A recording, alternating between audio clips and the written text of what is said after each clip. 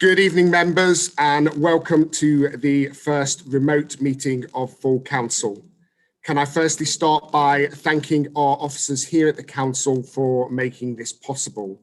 It's been no mean feat to get 42 members and officers onto this Zoom call today, so thank you very much for your work in setting up this meeting. This is a meeting of the Council which will be held, it's being held remotely.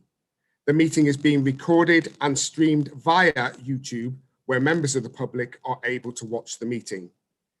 We're recording the meeting and the recording will be available on the Council's website following the meeting. Before we formally start the meeting, I wish to pay tribute to a number of people who have passed away since the last Council meeting earlier in the year. Karen Millen, a sheltered housing officer, passed away 2nd of March 2020. Karen worked for the Council as a housing officer since 20th of July 2010. She'd been unwell since September 2019. Gary Lowe, another Council employee, passed away on Monday, the 18th of May 2020. He worked for the Council as a refuge driver loader since the 31st of March 2005. He'd been unwell since July 2019. Noel Kellaway, who was 68, sadly passed away on the 4th of March 2020. He was a hugely popular fundraiser who dedicated his life to charitable causes, including raising large amounts for St. Luke's Hospice.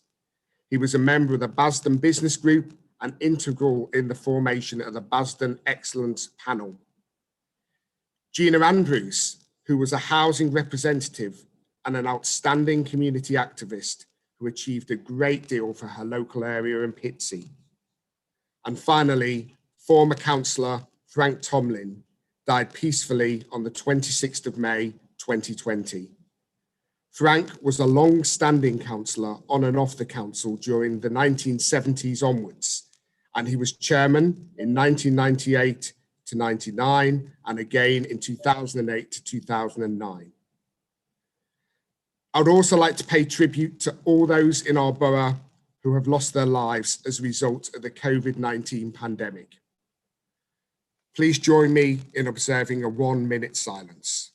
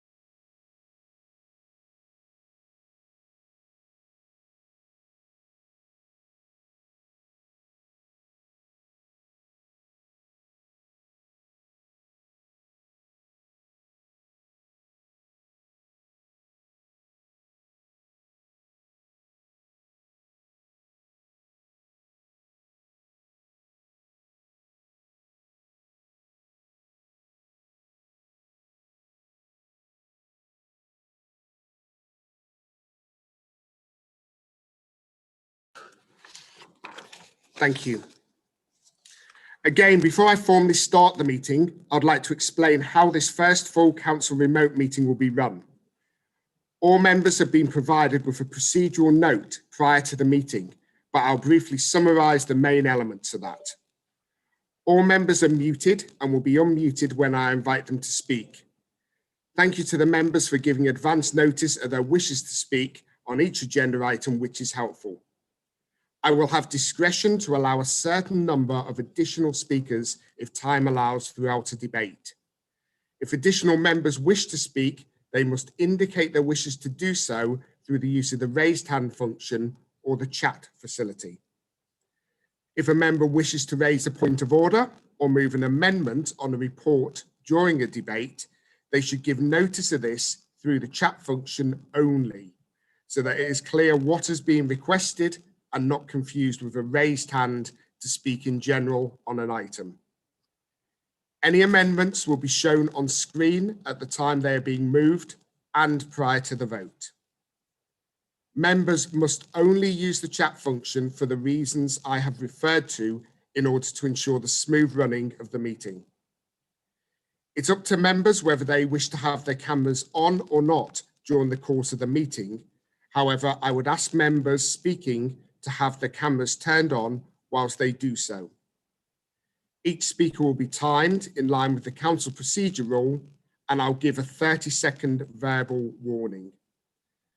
With regards to voting, I have, in liaison with group leaders, adopted a scheme which I hope will be both effective and efficient, allowing all members to ensure their vote is given in accordance with their wishes and allow more time for debates on matters before us than an option of asking each member individually. At the appropriate time, I will deal with the vote of all members in each political group together. And as such, the procedures will be: I will ask all members of the relevant political group to turn their cameras on and ask officers supporting me to confirm that all members of that group are present. I will then ask group leaders to indicate the vote of the members in their group. I will then ask if any members of that group wishes to vote contrary to this. If any member does, they should indicate such through the raised hand function, and I will come to them. I will then repeat for each political group before asking those members who are not part of a political group how they are voting. This arrangement will apply for each vote. So let's get the meeting started. Agenda item 1, apologies for absence. I've received apologies for absence from Councillor Hollyman. Are there any further apologies for absence? Councillor Carroll-Morris.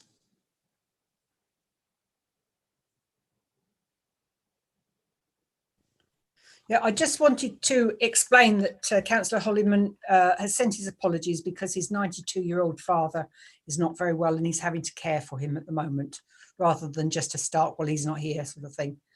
And also, to explain that our group is not happy about the voting methods. We feel that there are other ways of doing that so that everybody gets to cast individual votes, such as at County Hall. Thank you.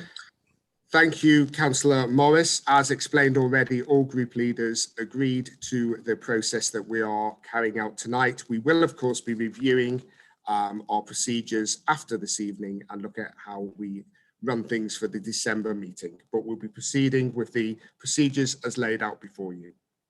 Agenda item 2, declarations of interest. I've received declarations of interest from Councillor Harrison and Councillor Brockman, who have both been lobbied on motion 13A. I've not received any further declarations of interest. If there are any, could you please raise your hand? So let's go to Councillor Headley first.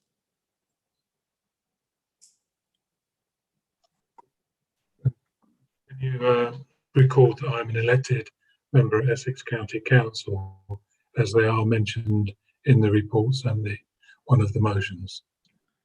Thank you very much, Councillor Headley. Councillor Buckley. Yeah, thank you, Mr. Mayor.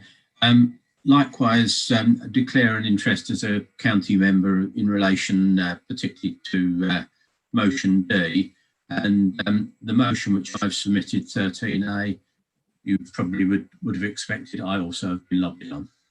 Thank you very much. I'll take that all county councillors have declared an interest, so any further county councillors do not need to declare an interest. We'll take that en masse. Councillor Morris, Councillor Carroll-Morris. Yes, I'd just like to say that I've also been lobbied on 13A. Thank you. Thank you very much. There are no further members with their hands raised, so we shall move on to agenda item 3, the minutes. Do I have your agreement that the minutes of council meeting held on 13th of February 2020 are a true and correct record? I would like to seek your consent without a formal vote, and I'll assume that unless any member states otherwise, they're an accurate record. So please raise your hand if you would like to raise something relating to the minutes. Good. Let's move on. So, agenda item 4, announcements. Firstly, can I just say how pleased I am to see all members here this evening, obviously bar Councillor Holliman. The last 4 months has been tough for us all and challenging for our borough, our country and the world. We know this is far from over yet, but as we adapt and find new ways to get back to normal, we accept that we'll have to keep calm and carry on. I do look forward to the day when you're all joining me again in this chamber and we get back to business as usual, but hopefully with a new appreciation for life and all that's important. I'd like to offer my personal thanks to the leader of the council for his outstanding leadership and engagement with our borough throughout this pandemic so far, the chief executive and his whole team for the amazing work they have done and still do to support our borough through this crisis, the amazing groups out in our communities who have stepped up to the plate to support those around them with too many stories to regale tonight, and most importantly, I would like to thank our residents for doing the right thing and urge them to continue to do so. I also want to express my thanks to all councillors for how they have worked together to support the community during this pandemic for the good of those residents that we serve. I've used the last few months as lockdown has eased to get out and thank some of the amazing groups from food banks, service offerers and the council's own befriending team for the amazing work they've done so far during this pandemic. And I presented each of them with a certificate of recognition on behalf of the borough. In total so far, I've carried out 39 engagements since May and they're listed weekly in the members' bulletin. We held our virtual civil service of remembrance, reflection and recognition, which is available if members wish to view it on YouTube. Our book of remembrance, reflection and recognition is open on the council's website for anyone to contribute to with their thoughts and also any photographs they would like to share as well. We are working on how we continue to remember and recognise this unprecedented period in our history, and will keep members and residents informed. Loneliness is a big concern during this period, and I'd like to thank Councillor Brockman for spurring me on to get a group together looking at digital isolation and how we can help some of our most elderly and vulnerable residents during this time. Working with council officers, Basden, Billericay, Wickford, CVS, and more in common, we're now making real progress in working towards launching a project in this area. So watch this space. I would also like to recognise the work the BAME community are doing on the back of the Black Lives Matter movement. Myself and the leader met with the BAME community shortly after George Floyd's death. And we, as a local authority, are now supporting them in the establishment of Basildon Side by Side, which is led by the community and through various work streams is creating a long-term movement for change, greater acceptance and greater opportunities for BAME individuals in our borough. Finally, I'm pleased to inform members that Basildon Council has been awarded the Defence Employer Recognition Scheme Silver Award as part of our commitment to the Armed Forces Covenant. This is a great achievement and I thank all those involved in getting us to this stage. We continue our support for the Armed Forces even during this pandemic, and we've managed to recognise VE Day, VJ Day and Armed Forces Day despite the restrictions in place. Next stop for us, gold. Just to finish off, I'd like to congratulate Councillor Davis and Councillor Adeniran, who have both got engaged during lockdown. So congratulations to those councillors. I'd now like to invite the Deputy Mayor to make an announcement.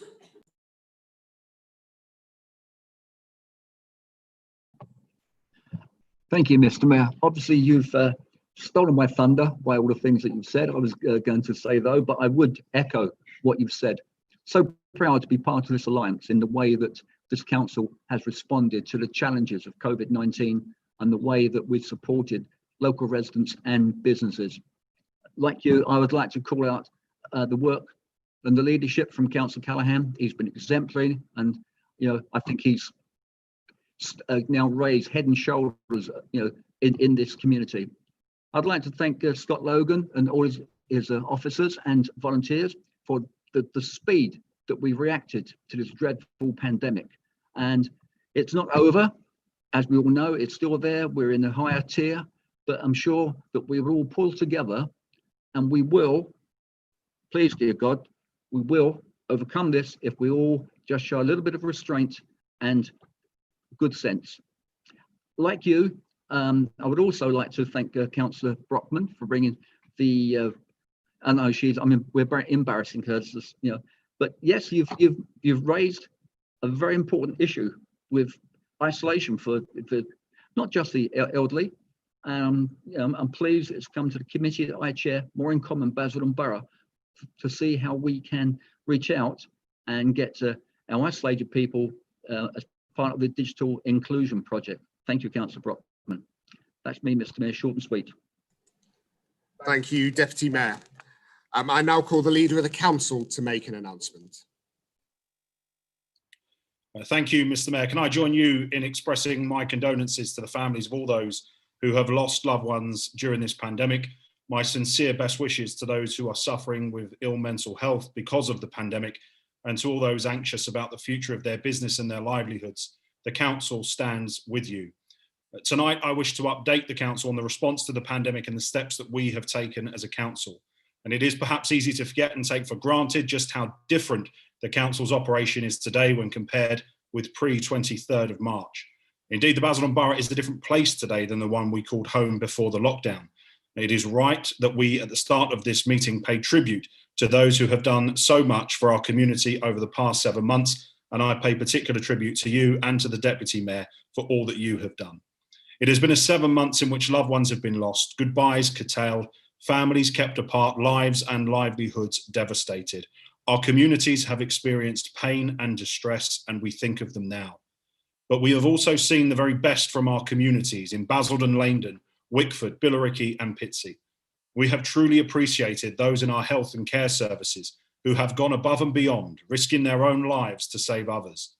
We have tried as a council and as elected members to do everything we can to support our communities, to be there for them, provide information, assistance, someone to talk to, and to speak up for them.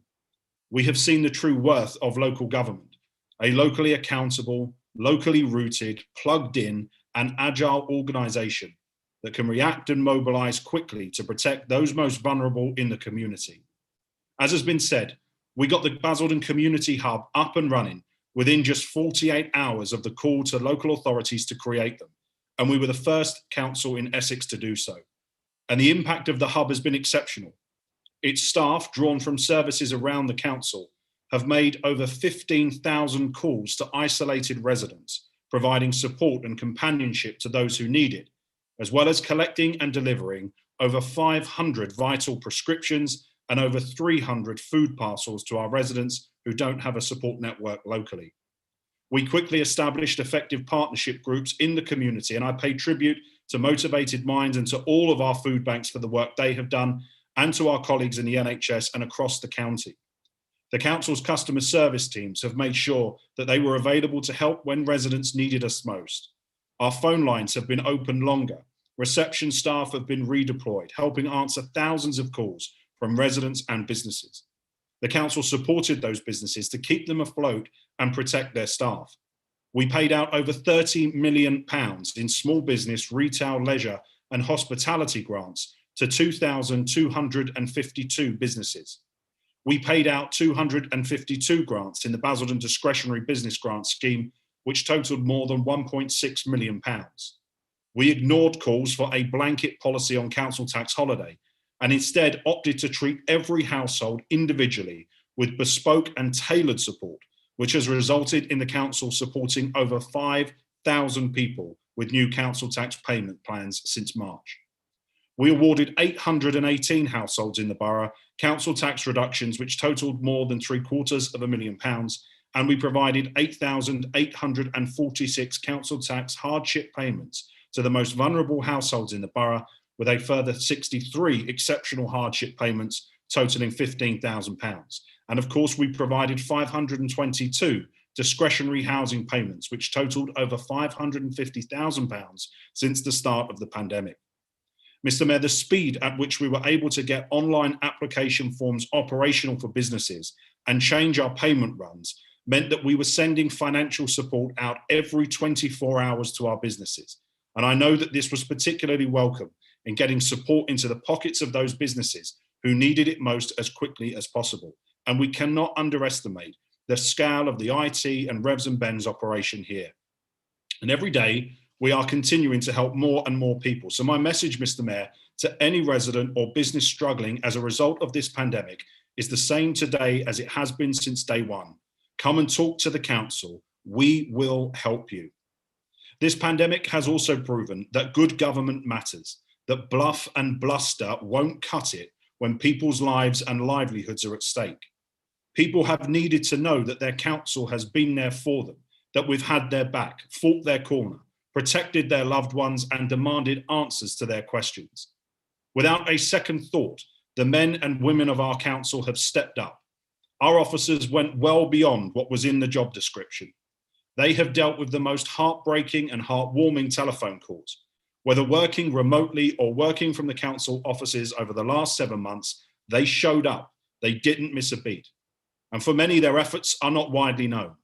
They don't make the news or into fancy speeches in Parliament. They are the council IT officers who had us remote working within a week of lockdown, who had those application forms online for businesses within hours of grants being made available.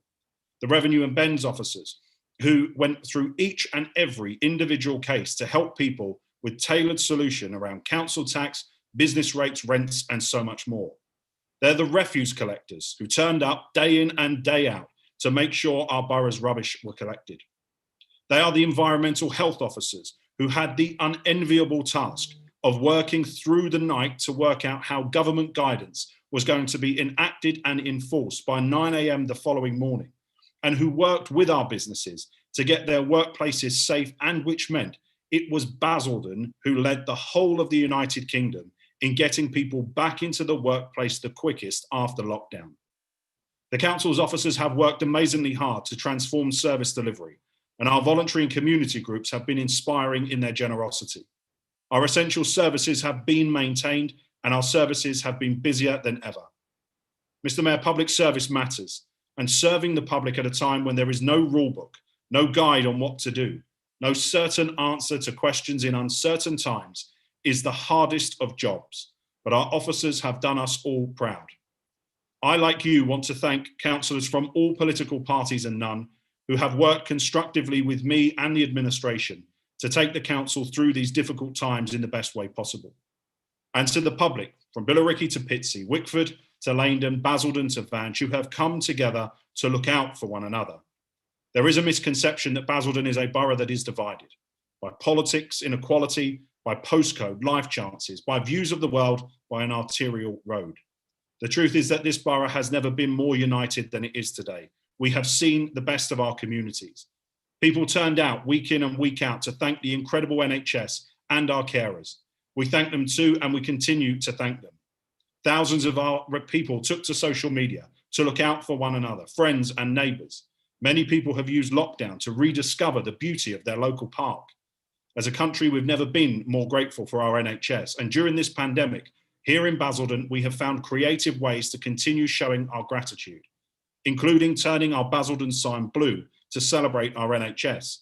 Our singers and musicians across the borough recording a musical tribute to the NHS based on Yazoo's Only You, installing the Thank You NHS signs at Basildon Hospital and on the A127, and collaborative thank you video message from all elected members was recorded and sent out widely.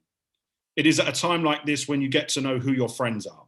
Friends of Lake Meadows have done fantastic work to keep their park beautiful, as have others like the Wickford Wombles across the borough.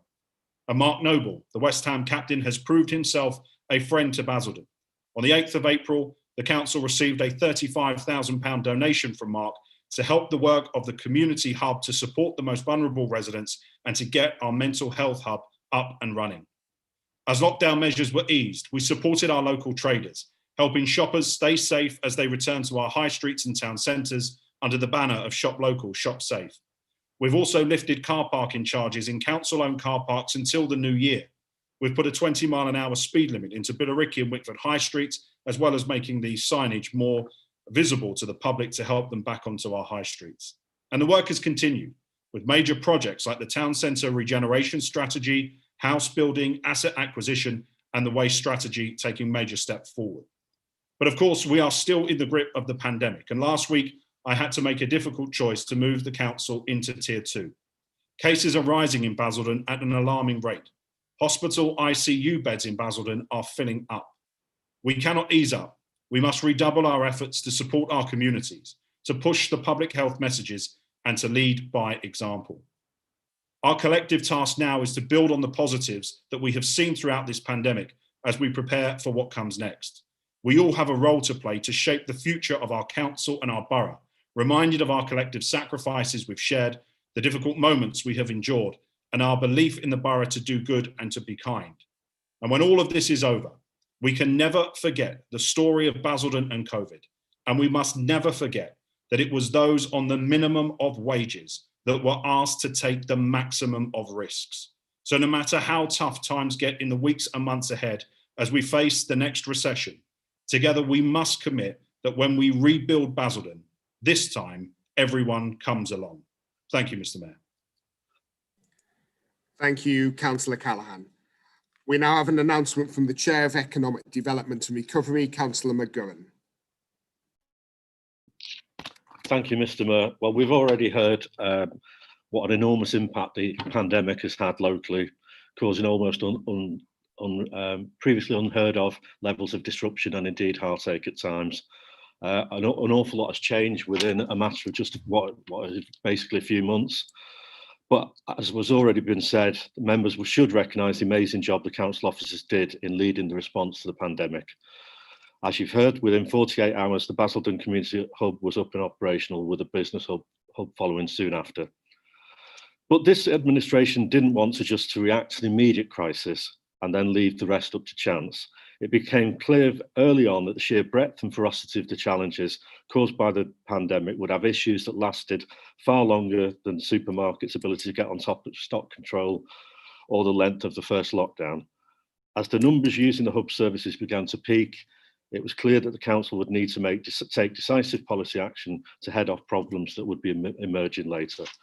We therefore formed the COVID-19 Response Policy Review and Development Working Group, which I have the privilege to chair, to ensure the focus we needed to bring forward the policies our residents needed was met at pace. It remains a cause of some sadness to me that the Conservatives in their wisdom decided not to join this group. It's a decision I'm still baffled by, and one that strikes me as incredibly short-sighted and failing to take in the best interests of the borough. However, the group that was formed immediately got ahead on top of looking at some of the key issues that we could see emerging, supplemented by officers from the council and an external local government expert. Building on the intelligence gained from both of the hubs and the council's pre-existing data, we found several key areas we needed to help the residents of the borough, including how we build on the activism and enthusiasm of the volunteering spirit we saw in the first phase for Corona, for the good times as well as bad, how we support our residents to be financially resilient and stable, what we can do to help our businesses thrive, and how we can combat isolation and loneliness. It is clear that the pandemic has had a detrimental impact on the financial well-being of many of our residents. Even before coronavirus, the council was already looking at how we could help those residents who were often employed, but whose circumstances meant they often struggled to make ends meet. We're talking about ordinary working people, often couples with small children, both of whom might have jobs, but still live a month-to-month existence in the face of high accommodation prices and precarious or low-paid work.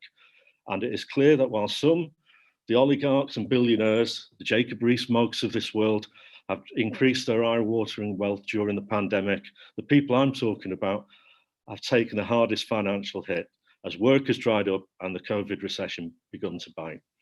So the COVID working group has worked with officers to develop a Basildon specific response to how we can help the growing number of the borough's residents whose circumstances have changed dramatically for the worse. I'm proud to announce that a new financial inclusion and resilience policy will be coming forward to the Policy and Resources Committee this year to set out how we as a council can actively help. However, important as this policy will be, it's only one strand in our approach to ensuring residents are put on a stable financial footing. The most important thing we can do is to help each of our residents be active in the economy, which in Basildon at least continues to present opportunities. We are therefore bringing forward a social value policy. This policy will look at how we can utilise the significant spend of the council to provide the biggest benefit to our local economy. This will also include working with contract partners to develop the offer they make to local residents in terms of skills and employment opportunities, while also understanding how the council uses external spend to stimulate and support the economy. Both of these initiatives will help, but I'm sure every member here will recognise for the borough's young people, this is a particularly difficult time, especially for those trying to enter the world of work for the first time.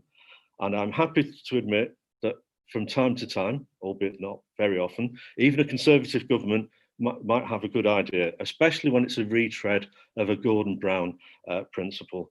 Anyway, the government's Kickstart scheme is a good idea, and the working group have asked officers to start developing plans for how the council could participate as soon as the scheme was announced. I'm pleased to say that the Economic Development and Recovery Committee has already received a report on progress, and by the time the committee next meets, I expect to be able to share the full details of how many young people across the borough will be supported in these vital placements.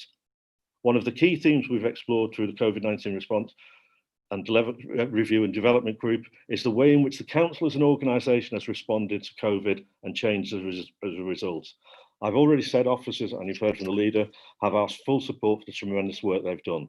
One of the things the working group has been keen to explore while all of this has been going on is how do our employees feel about all this upheaval and change.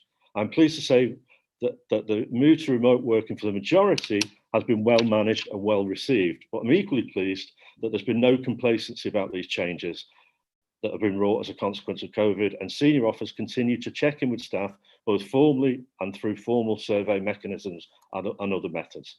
Alongside all of this, the working group recognised that now is the time to reaffirm our commitment to our own employees to ensure they feel valued and trusted to do a good job. The working group has therefore asked the council to refresh its good employer charter to make this commitment something real and to which it can be held accountable.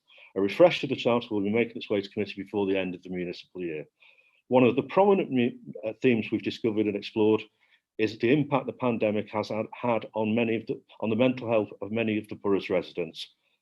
It is clear that the pandemic has had a significant and negative effect in this regard.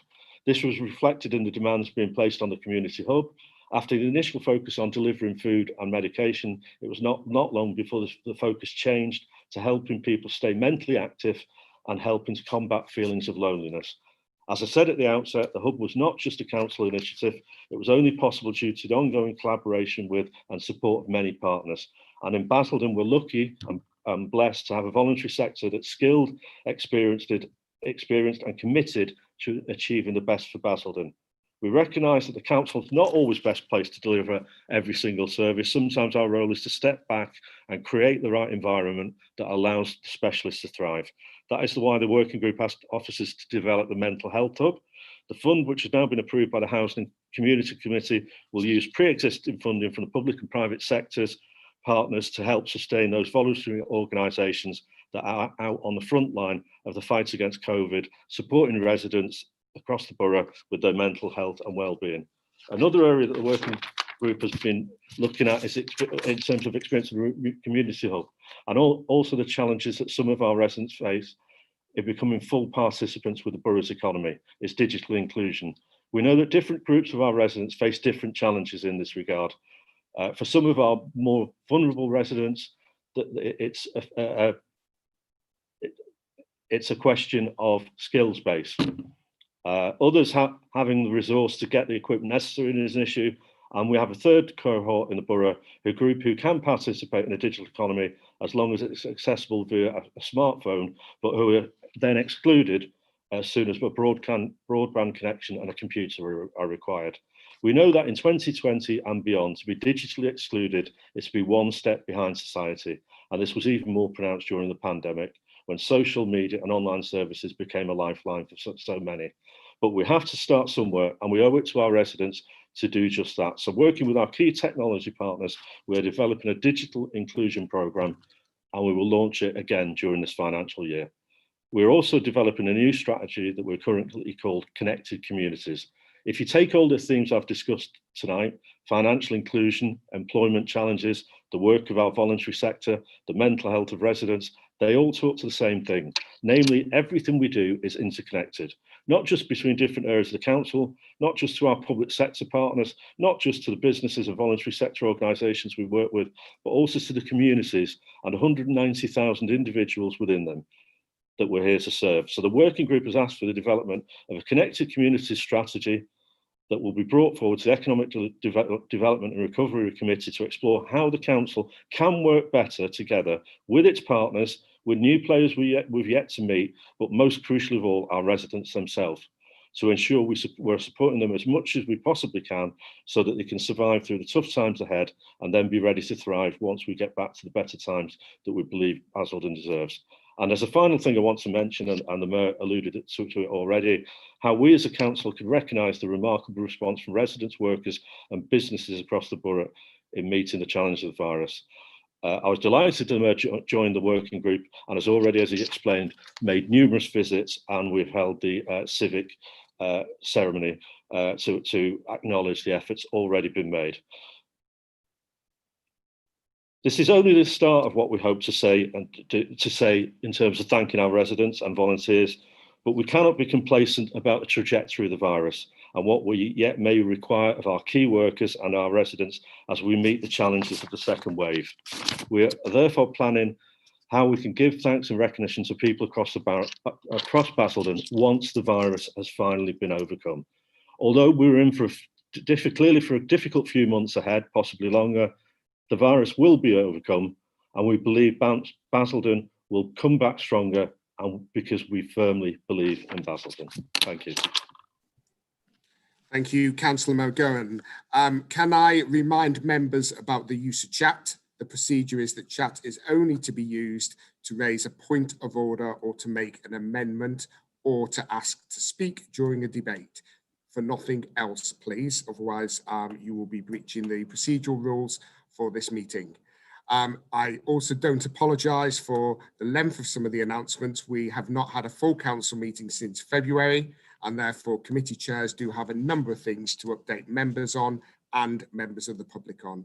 And as we have no members' questions tonight, we do have a little bit more time to be able to do that.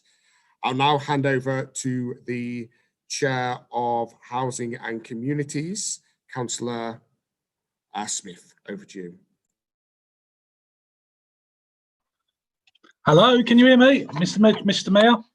Oh, good. Right, I've got 6 key announcements to make, so I'll keep it short and snappy. I'll start with the best. The HRA new build item currently have a 60 million programme to deliver 350 homes for social housing, but working to increase this to 500. We need as many council houses as we can get. It's going to get really bad, this economic downturn, and there's going to be a lot of people made homeless, especially when the government's now playing with negative interest rates or even considering it. Next item, homelessness and rough sleeping. The council's housing team responded immediately to the call to get rough sleepers into accommodation and have worked in partnership since the start of the national lockdown to accommodate over 35 rough sleepers, ensuring these individuals are kept warm and safe with access to food. The council's department dealing with this has successfully applied for government funding of $143,000 to secure accommodation for rough sleepers throughout the winter. Isn't that great? Now working with partners to secure long-term housing pathway to support rough sleepers into permanent accommodation. Next item, housing repairs. This is quite a key issue. Those who've got council tenants as constituents, the lockdowns cause a lot of hold up with the works, and it's very important that I updated members and the public today on this subject.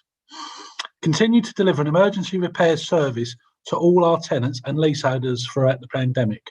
Remobilise our housing revenue account capital investment programme as soon as it was safe to do so, and have completed a programme of estate improvements in the Gilgrove area, including roofs, rainwater works and cladding, and have a £25 million programme within a HRA budget for year 2021 and 2022 for estate improvement. Fantastic. Through BazWorks, Morgan Sindall have offered residents free online accredited courses in a range of disciplines, coupled with employability support, and now focus on activities on helping residents that need support around fuel poverty and vulnerability. Next item, community safety. I'm sure all members will agree with this because we dealt with this with an impromptu set of meetings in the businesses in Pitsea. The council's worked closely with local businesses to establish the Pitsea Town Centre radio link, and the aim is it will be fully operational next month in November. We've expanded the Safer Basildon Hub to increase partnership working to ensure we effectively tackle community safety priorities, namely anti-social behaviour, serious violence, domestic abuse, drugs and county lines, improve the facilities for domestic abuse so they have a safe place to work.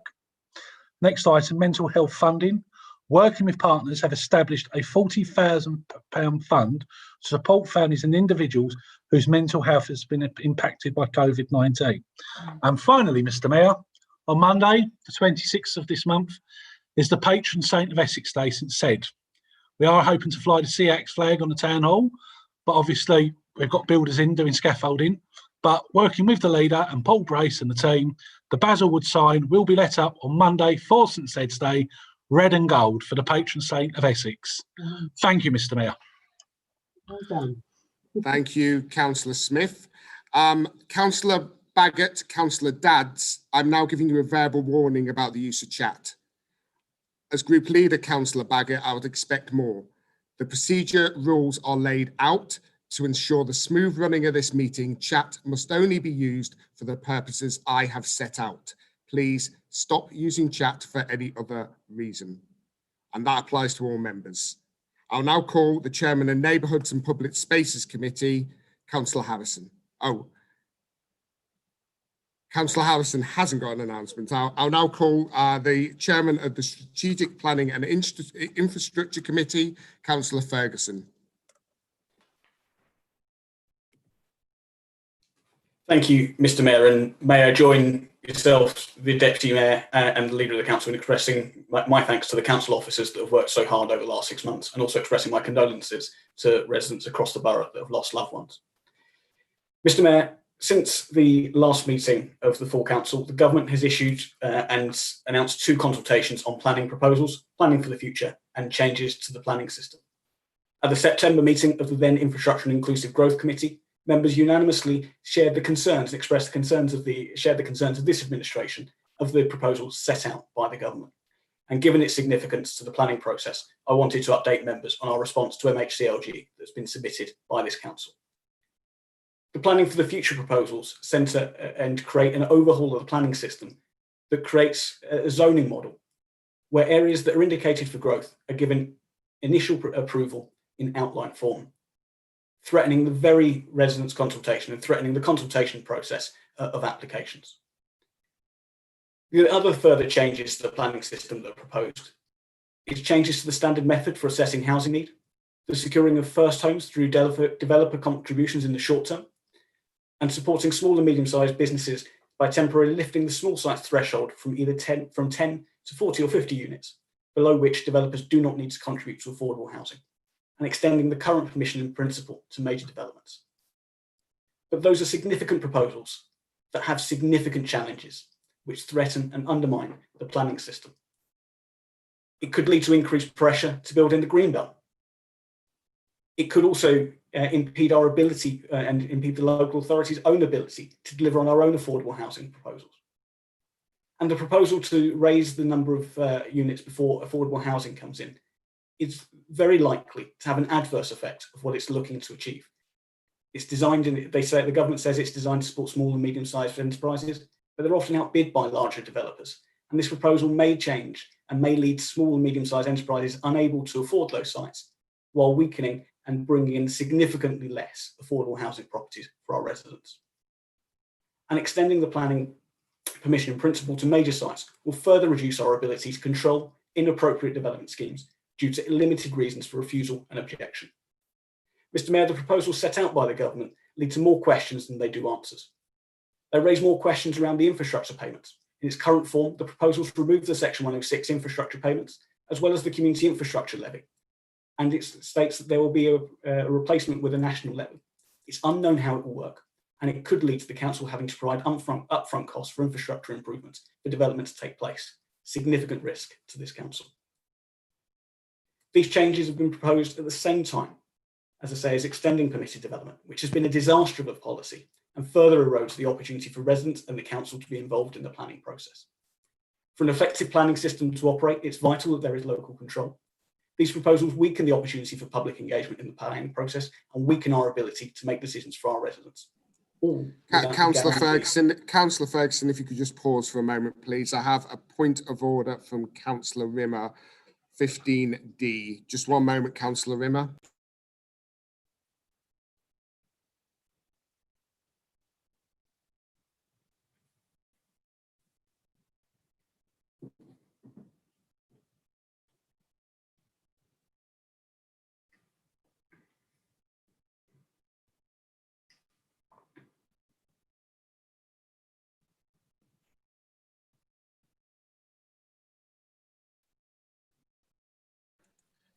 Councillor Rimmer, if you'd like to explain your point of order. It won't let me. There we go. Yes, so 15D is speaking to actually the matter on the agenda, which is an update. I believe that with respect to Councillor Ferguson, he's just pontificating on a government consultation rather than giving us an update on the work of the committee itself. So that's why I've raised point of order 15D. Sorry, I'm not allowing that point of order, Councillor Rimmer. Councillor Ferguson, please carry on. Thank you, Mr. Mayor. Providing an update on the work of the committee of a scheme that and a consultation that came to the last committee of infrastructure and inclusive growth. I also believe Councillor Rimmer voted in favour of our response to that committee consultation. Never mind. Councillor Ferguson, keep it to an announcement, please. Thank you. I'll carry on. Don't worry, Mr. Mayor. Thank you. The council response has been sent to MHCLG, and as I said earlier on, I think it is of vital importance that all members were aware due to the significance and the significant overhaul of the planning system, which threatens to undermine the planning process. Our response, as requested by the committee, has also been sent to members of Parliament. The Leader of the Council and I have written to all members of Parliament to invite them to discuss with us our concerns. We have since met with the Member of Parliament for South Basildon and East Thurrock, and I'm sure that he'll stand up for us on these proposals. It is vital that this authority has frameworks in place for development and that we control the future development set out across this borough before this government force it on us. Thank you, Mr. Mayor. Thank you, Councillor Ferguson. I have no further announcements, so we're now going to move on to agenda item 5, public question time. There have been 2 questions received from Mrs. Childs, a member of the public, as set out within the agenda. Mrs. Childs is already with us in the meeting. Mrs. Childs will be entitled to ask 1 supplementary question on each of her questions. Mrs. Childs, could you please ask your first question to Councillor Harrison? We'll just unmute you now.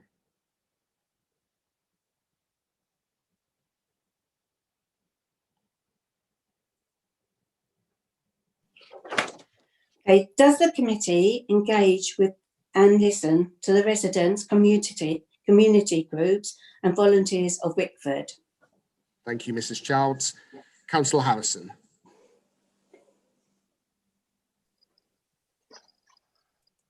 The short answer to that, Mrs. Childs, is yes, we do. Mrs. Childs, do you have a supplementary question? We just wait for you to unmute. There we go. Okay. Sorry.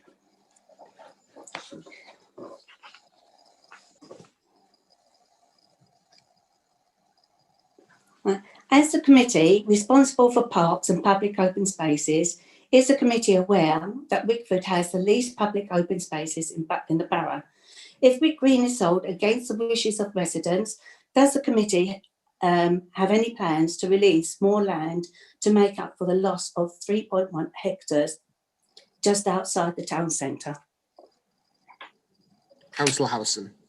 With respect, Mr. Mayor, that supplementary is nothing whatsoever to do with the question. It might be a supplementary to the next question, but I will answer the first question, which is we have engaged with various community groups in Wickford, such as the Friends of the Wickford Memorial Park, including a grant of £1,000 to get them started, the Wickford Wombles in helping them with tree planting and supplying equipment, Wickford community events with help to provide Christmas lights in and around Wickford High Street, community associations, etc. We also work with Shopgate Parish Council. I should add that such engagements can also be reflected across the borough. The Neighbourhood and Public Spaces Committee engages and consults with residents on matters within the committee's remit as and when required. Thank you, Councillor Harrison. Mrs. Childs, if you would like to ask your second question, please. We'll just unmute you. Okay, can the chairman of Neighbourhood and Public Spaces Committee explain why Wick Green, known as Gibraltar Walk, which is marked as public space in the local plan, is not identified as part of Wickford Master Plan, is being sold off for development via the Policy and Resources Committee, despite coming under his remit as chairman of Neighbourhood and Public Spaces Committee? Thank you, Mrs. Childs. Councillor Harrison. Thank you, Mr. Mayor. The short answer once again is yes, I can answer that. The disposal of council property is under the remit of the Policy and Resources Committee. Thank you, Councillor Harrison. Mrs. Childs, do you have a second question? We just need to unmute you, Mrs. Childs.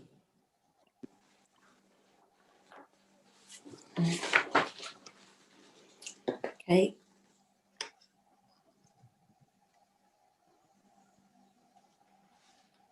Sorry, I'm just trying to find it now.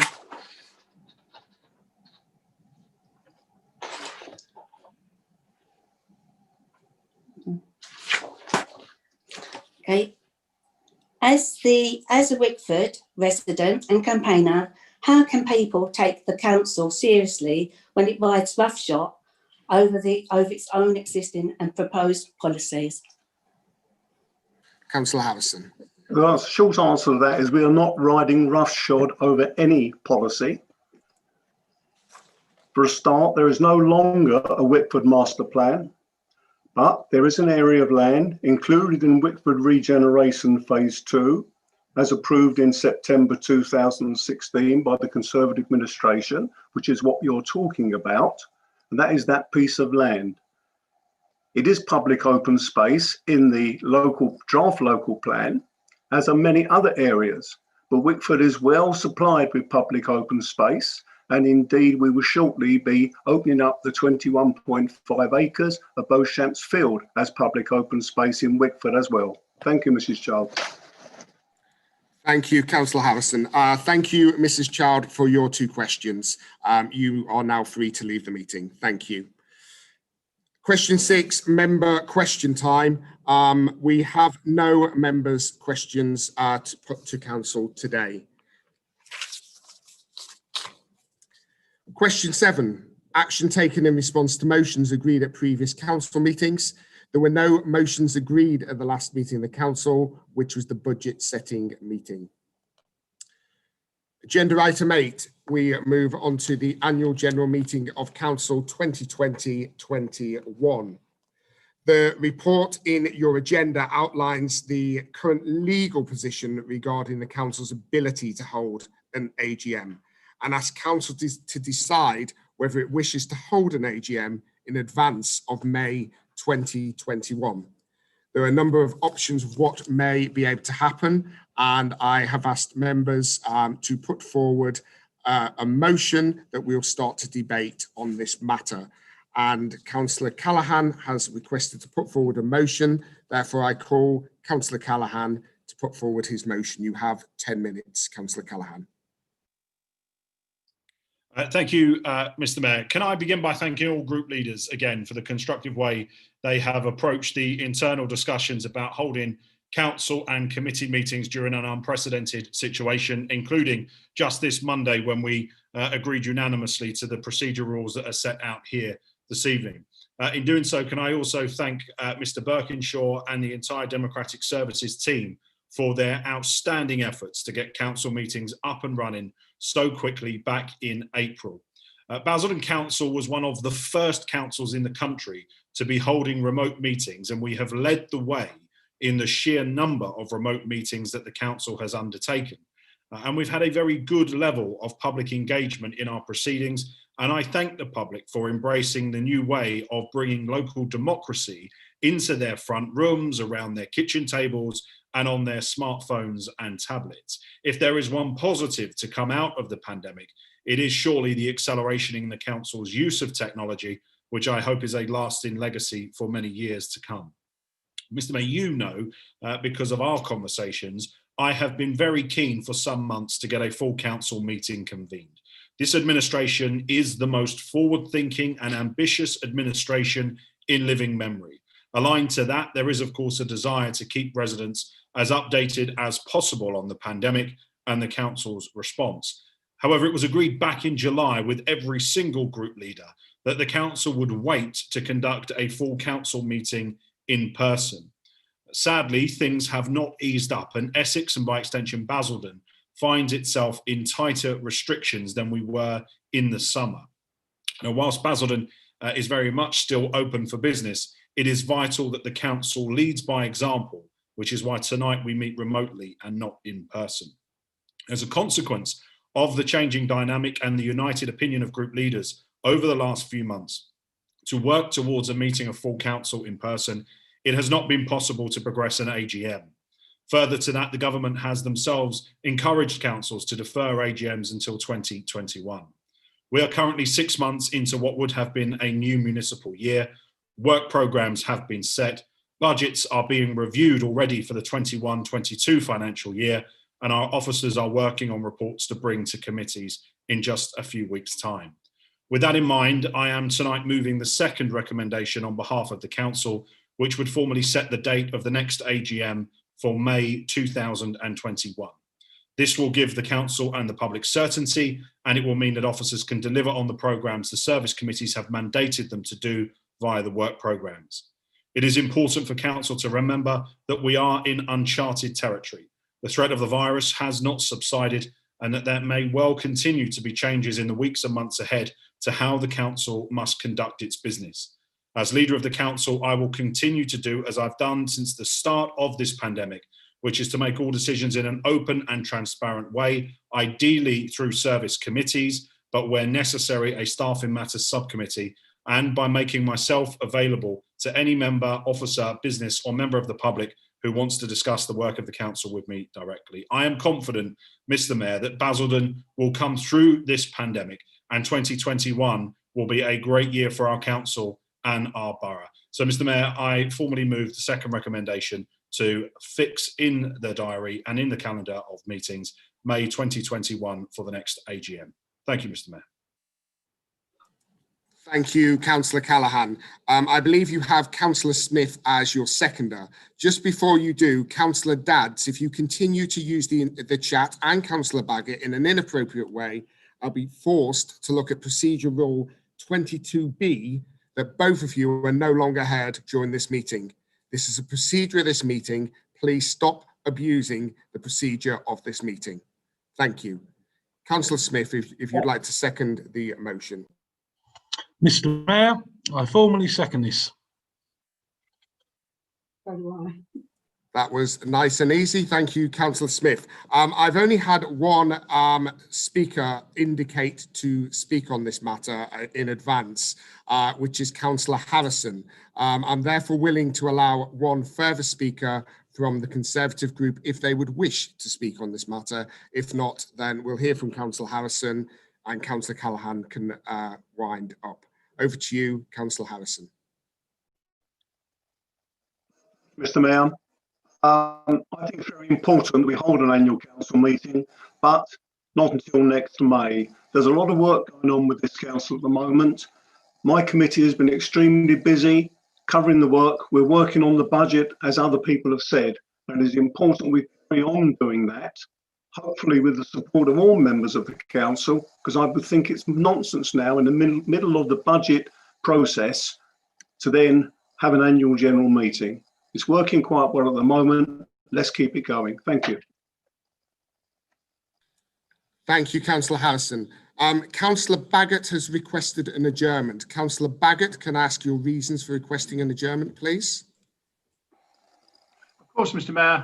Obviously, we're not in a position really to form an opinion till we've heard what's been said. We actually believe in listening to the debate and then making a decision as a result of that.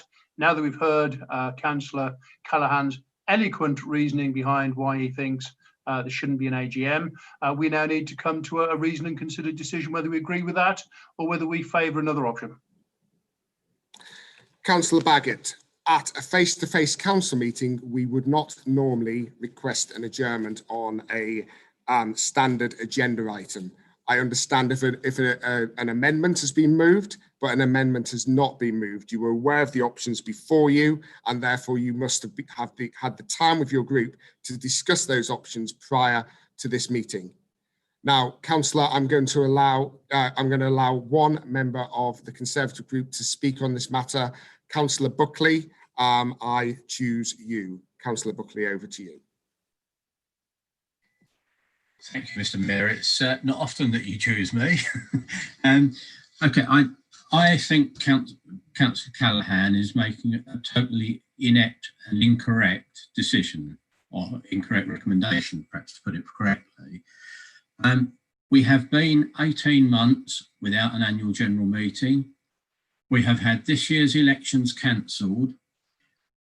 Frankly, it's putting us into a situation where we have an illegitimate administration carrying out business in the main behind closed doors without the full participation of members. I'm a member of Essex County Council, as you know. We hold meetings, we've had an annual general meeting, we have over 100 participants and named votes are taken on every single vote. This meeting is an absolute disgrace, Mr. Mayor. I appreciate it may not be your fault, but it is a disgrace to democracy. And frankly, we ought to get a proper annual meeting held. Maybe we'd replace the leader. Maybe you would survive as mayor. I don't know, but that would be the will of the council. What we're having imposed on us is the will of Councillor Callaghan and nobody else. Thank you, Mr. Mayor. Thank you, Councillor Buckley. And to make very clear, the agenda this evening has been agreed by me and the Chief Executive as Mayor, as has the procedures been agreed with myself, the Chief Executive and all group leaders, including the group leader of the Conservative group. I'll now hand over to Councillor Callaghan. You have 5 minutes to wind up and then we'll move to the vote. Thank you, Mr. Mayor. Just simply to point out, I mean, I said it in my speech, I pay great tribute to our Democratic Services officers for the fact that they have been so quick and agile in getting remote meetings up and running. I sat in the Staffing Matters subcommittee back in March when the Leader of the Opposition was pleading with me to only allow the Staffing Matters subcommittee to make all of the decisions about what the council was to do, and we rejected that idea. There was also a proposal to just allow Policy and Resources to make every decision from the Leader of the Opposition. I rejected that idea. We have believed since the beginning of this pandemic, and we still believe today, that there is no reason that the service committees cannot meet. They have met. I mentioned in my announcements around the different strategies and policies that are emerging, and it was certainly the right thing to do to allow service committees to meet. So there is no way in hell that anyone can level at this administration and this council that decisions are being taken behind closed doors. There is not a week that goes by when the council's YouTube channel is not streaming live with decisions and democracy in action here in the Basildon Borough. So I understand fully that the Conservative group have a real problem that their leader has signed them up to something that he cannot now carry his group through on. But to be perfectly respectful to you, Mr. Mayor, that is not any of our problem.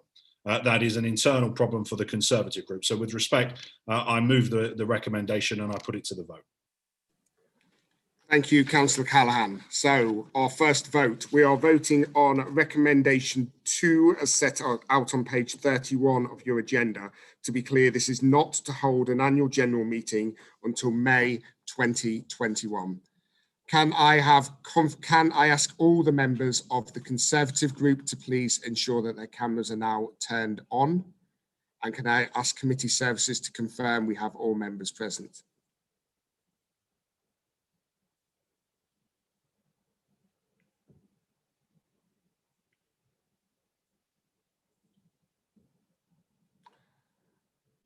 Councillor Baggott, could I ask how your group is voting, please? As you well know, having made a phone call to the Chief Executive and asked to speak to yourself because we did not agree this, I have now been denied an adjournment in order to find out how my group feel having listened to the debate. I can only speak for myself. And from my own point of view, and this is singular, this is only my vote, I vote against the proposal. Thank you, Councillor Baggott. Do any Conservative members wish to vote differently than Councillor Baggott's vote of against? If you do, please indicate by raising your hand. Councillor Dadds.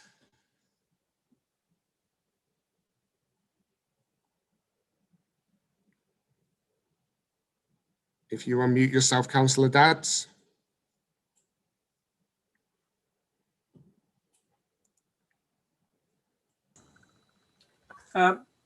Mr. Chairman. Just a vote, please, Councillor Dadds. Yes, I am voting against. Thank you. Could I ask all Labour members to now turn on their cameras, please?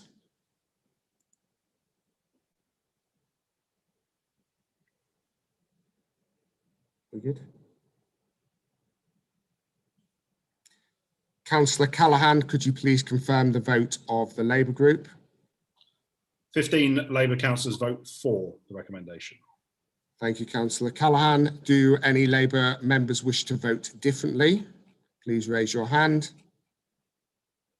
No. Councillor Smith, could I ask all the independent councillors to make sure the cameras are on? Yes, all our cameras are on. Councillor Smith, could I ask for the vote of your group, please? In favour. And could I ask any members of the independent group who wish to vote differently to please raise their hand? Can I have the 2 Wickford Independents cameras on, please? Councillor Harrison, can I ask the vote of your group, please? Could you repeat that, please, Councillor Harrison? 4.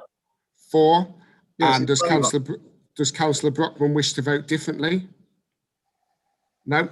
Councillor Fellows, how do you wish to vote?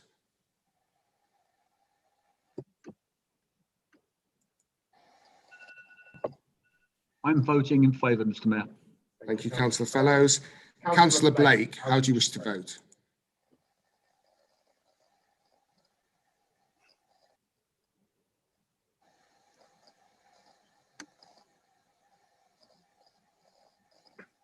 Councillor Blake? Muted. Abstain. You're abstaining. Thank you, Councillor Blake. 1 moment, please.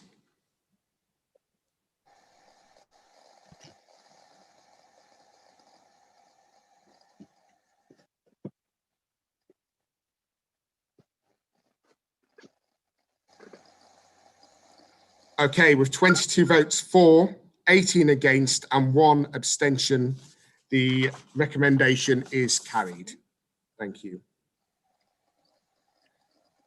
Okay, we now move on to agenda item 9, standards arrangement, appointment of independent person. I'd now like to call Councillor McGeorge, Chairman of the Joint Standards Committee, to present the report of the monitoring officer and to move the recommendation. She does not require a seconder. Councillor McGeorge, over to you. Thank you, Mr. Mayor. I'm assuming you can all hear me. Lovely. Good evening. I'll keep this quite short. I presume that you've all had time to read the report that's in front of you. I'd just like to take this opportunity to thank John Quinlan and John Petherick for their contributions to Council over their time served on the Joint Standards Committee. It's been very much appreciated. As I said, I will keep this short. So on this basis, you've all read the report. I'd like to formally move the recommendations as set out in the report. Thank you. Thank you, Councillor McGeorge. I have two speakers on this matter, which is Councillor Blake and Councillor Harrison. So I'll hand over to Councillor Blake first. You have 5 minutes, Councillor. You know me, Mayor, I won't take 5 minutes. Yeah, first of all, I want to thank Melissa for the way she's handled this, to be absolutely honest with you. She didn't have to have me involved in the selection process at all, but she chose to do so, and I appreciated that. The two candidates that we've got are absolutely superb. Very pleased with them, both that are coming in. But what I'd like to add is exactly what Melissa said. Any of the four that were left to choose from would have been worthy.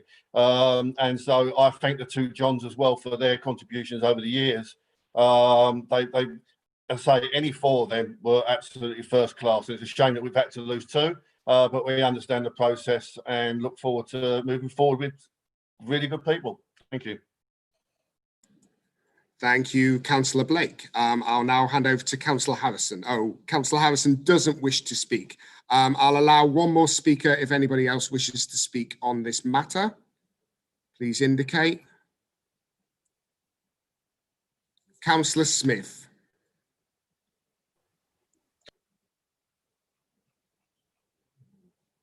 Councillor Smith, you're currently muted. If you unmute yourself, please. You've muted yourself again. Hold on. There we go. There we go. Mr. Mayor, is it possible with the two recommendations on page 38, the vote is split? I have had two requests for the vote to be split, so to take each recommendation individually, and I am happy to grant that.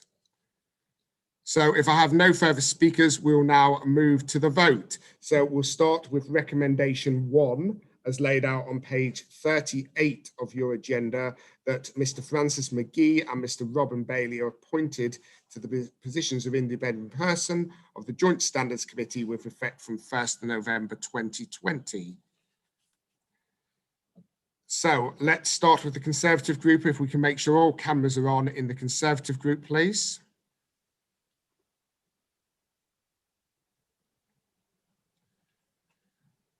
Councillor Baggott. I can only speak for myself. I can only speak for myself. I can't speak for other people because they haven't had the ability to discuss this. Therefore, I abstain. You abstain. Thank you, Councillor Baggott. Do any members of the Conservative group wish to vote differently to abstaining? Okay, Councillor Morris.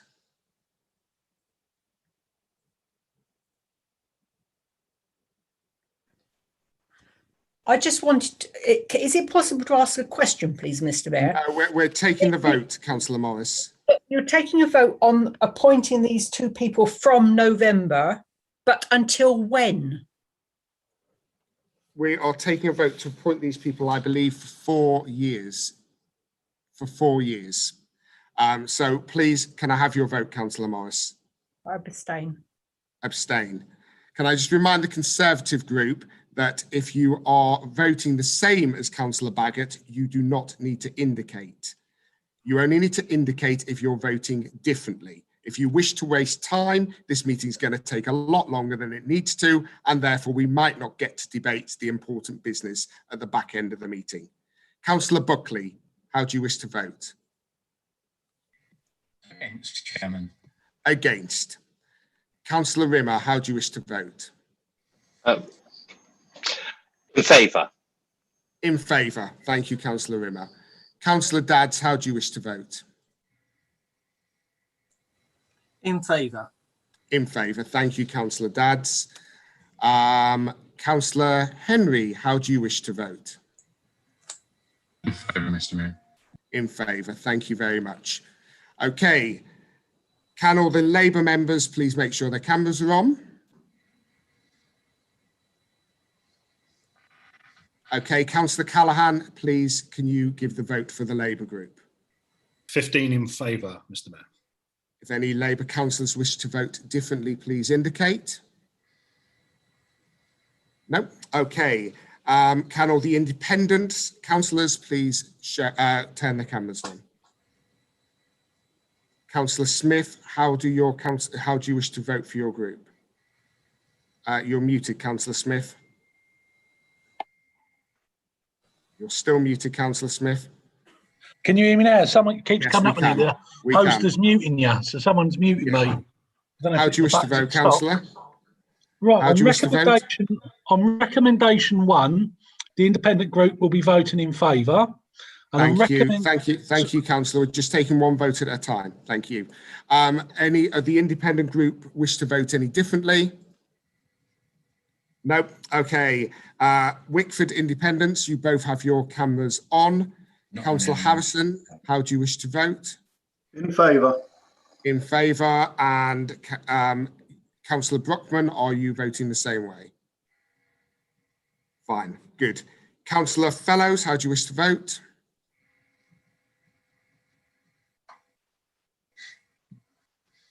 You on mute, please, Councillor Fellows. In favour.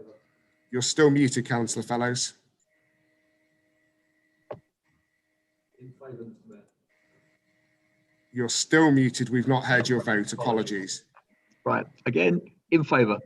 In favour. Thank you, Councillor Fellows. Councillor Blake, how do you wish to vote?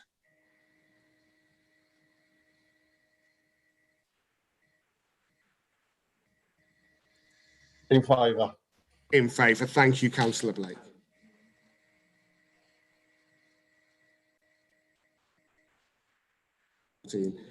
So with 26 votes for, 1 against and 14 abstentions, the recommendation 1 is carried. We now move on to recommendation 2, that Mr. Ben Horn and Mr. Peter Beasley be reappointed as independent persons for a further 2-year period ending the 31st of October 2022.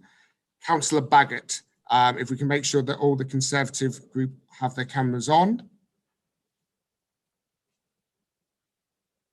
Councillor Baggott, how do you wish to vote on behalf of your group? You're still muted, Councillor. We're supposed to unmute me. There you are. You're unmuted. I can only speak for myself, Mr. Mayor, and therefore my personal vote is that I abstain. You abstain. Thank you, Councillor Baggott. Do any Conservative members wish to vote differently than abstaining? Please raise your hand. Councillor Buckley. Against, Mr. Mayor. Against. Thank you, Councillor Rimmer. Councillor Rimmer. Councillor Rimmer. I'm in favour. In favour. Thank you, Councillor Henry. In favour, Mr. Mayor. In favour. Thank you, Councillor Dadds. In favour. In favour. Thank you, Councillor Dadds. Labour members, can you please make sure your cameras are on? Councillor Callaghan, could you please give me the vote of the Labour group? 15 votes against, Mr. Mayor. Against, thank you, Councillor Callaghan. Do any Labour members wish to vote differently? No, thank you. Independence groups, if you can make sure your cameras are on. Councillor Smith, how do the Independence group wish to vote? In favour. In favour, thank you, Councillor Smith. Do any Independents wish to vote differently?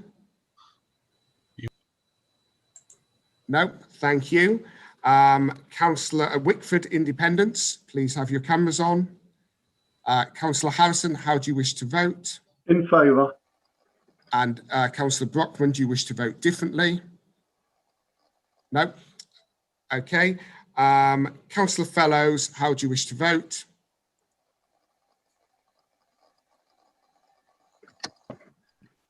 I abstain. Abstain. Thank you, Councillor Fellows. Councillor Blake.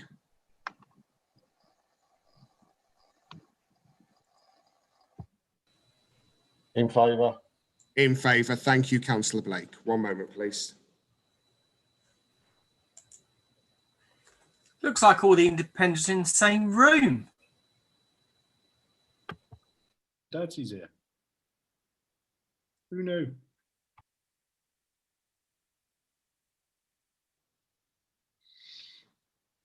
The real leader. So with 10 votes for and 16 votes against, 15 abstentions, the recommendation has been lost.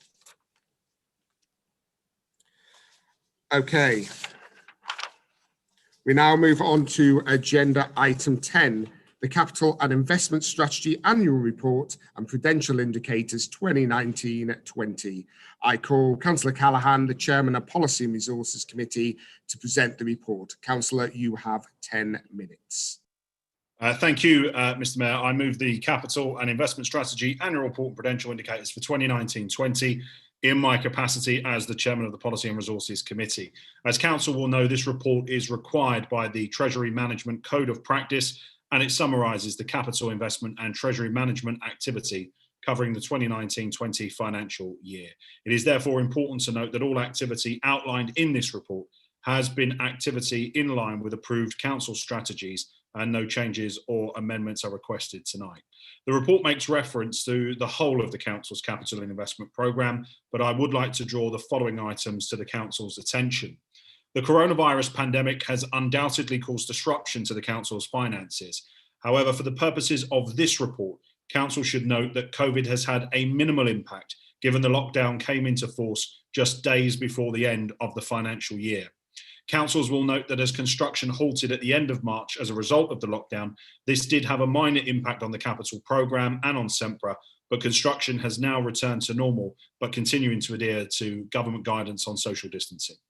In respect of the capital expenditure of the council, in the last financial year, the council spent a total of £36.9 million, which equates to £23.5 million spent on the HRA and £13.4 million spent on the general fund. This included the administration's commitment to supporting more of our disabled residents to live independently in their own homes, with £1.2 million spent on the disabled facilities grants.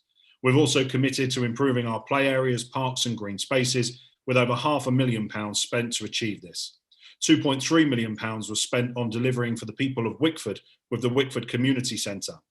£1.8 million was spent on repairs and maintenance of council properties, and £4.9 million was spent on the regeneration of East Square as the administration delivers its promise to regenerate Basildon Town Centre.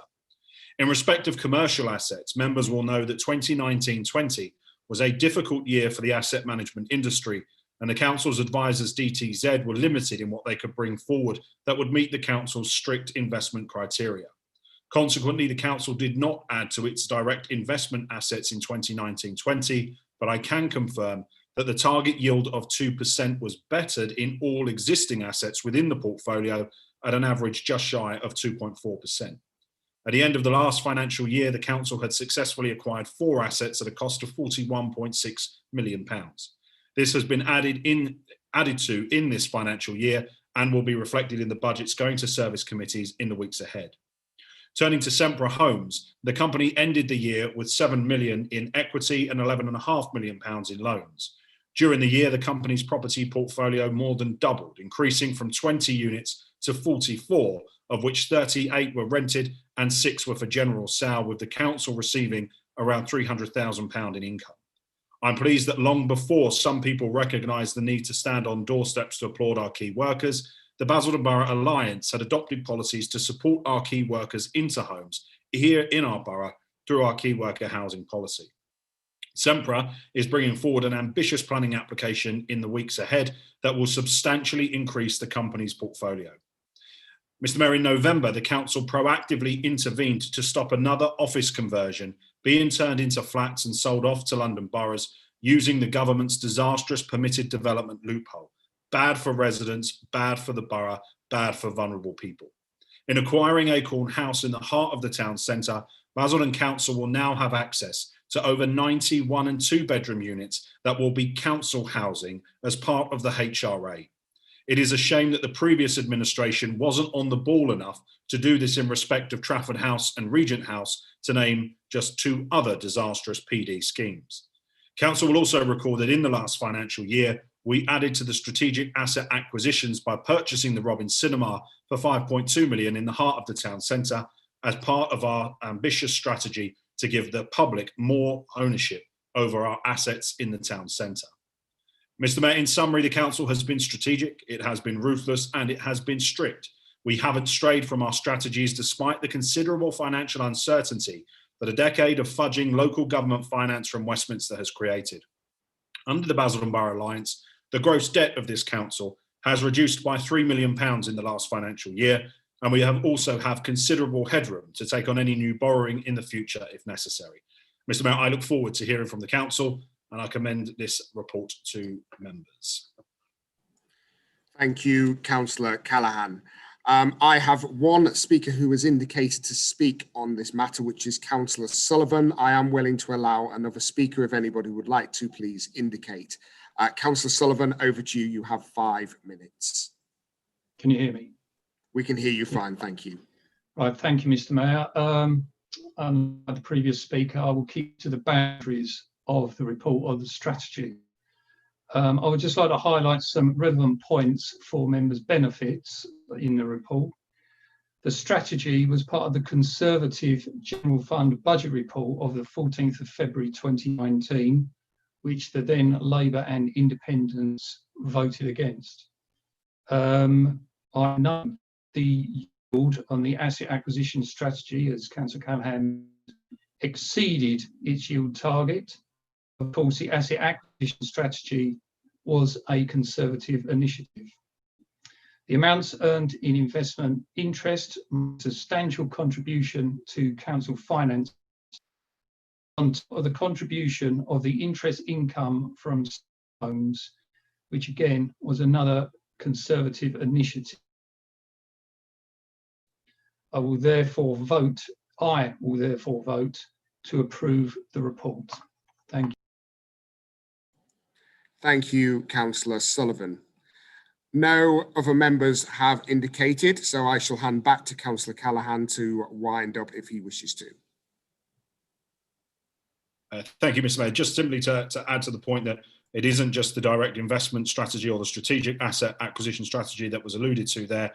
The council has also brought forward lending and leasing in the last financial year and then into this year as well. I'm grateful for the support of Councillor Sullivan this evening.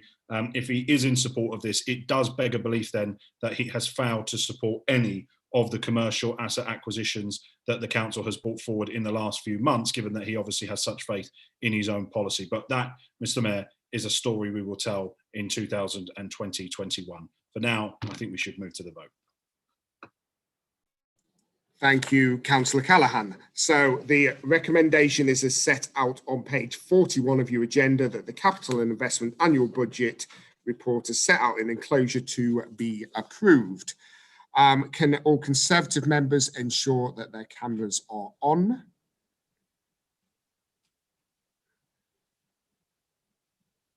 Councillor Baggott, can I please take the vote on behalf of the Conservative group?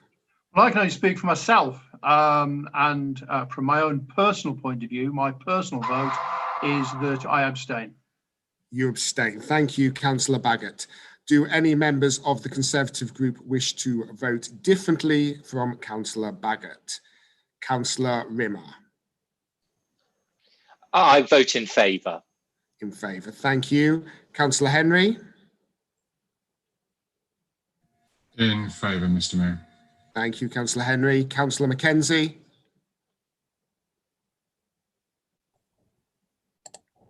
I vote in favour. Thank you, Councillor Mackenzie. Councillor Dadds.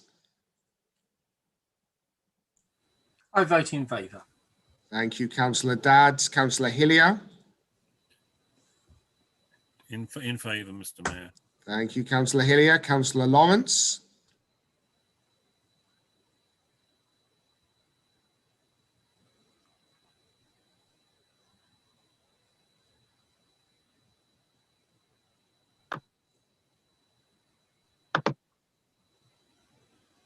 In favour.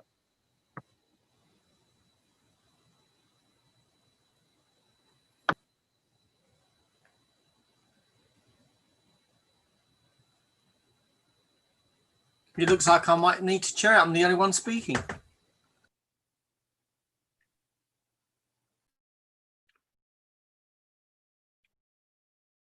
don't know if are you asking me to vote?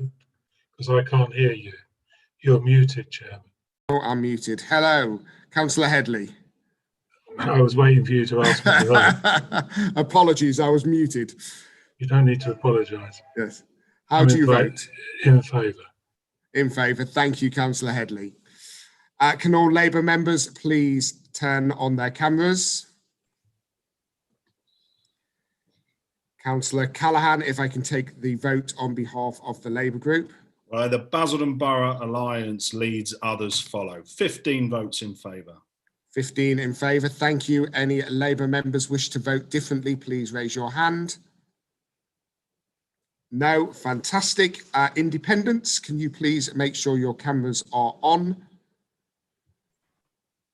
Councillor Smith, can I please take the vote for the Independents group?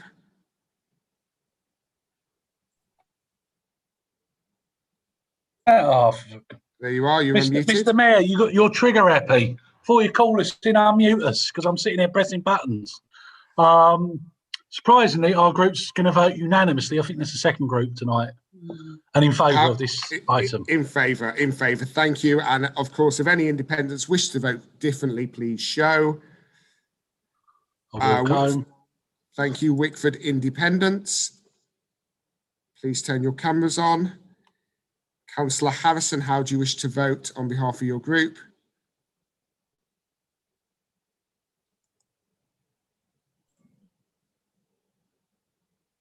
If you unmute, Councillor Harrison, if you can manage to. How do you wish to vote, Councillor Harrison? In favour.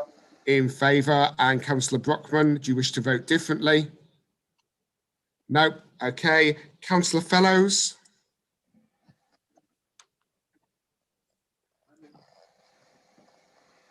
How do you vote, Councillor Fellows? I'm in favour.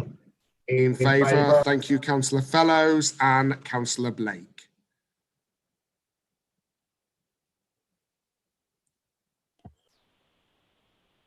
Councillor Blake, if you, there we are. Oh. Councillor Blake, are you there? In favour. In favour. Yeah, Thank you, Councillor Blake. Thank you. I'm just waiting for the results. With 30 votes for and 11 abstentions, the recommendation is carried. Can you imagine if we were taking 30 individual votes, how long, sorry, 42 individual votes, how long this would take?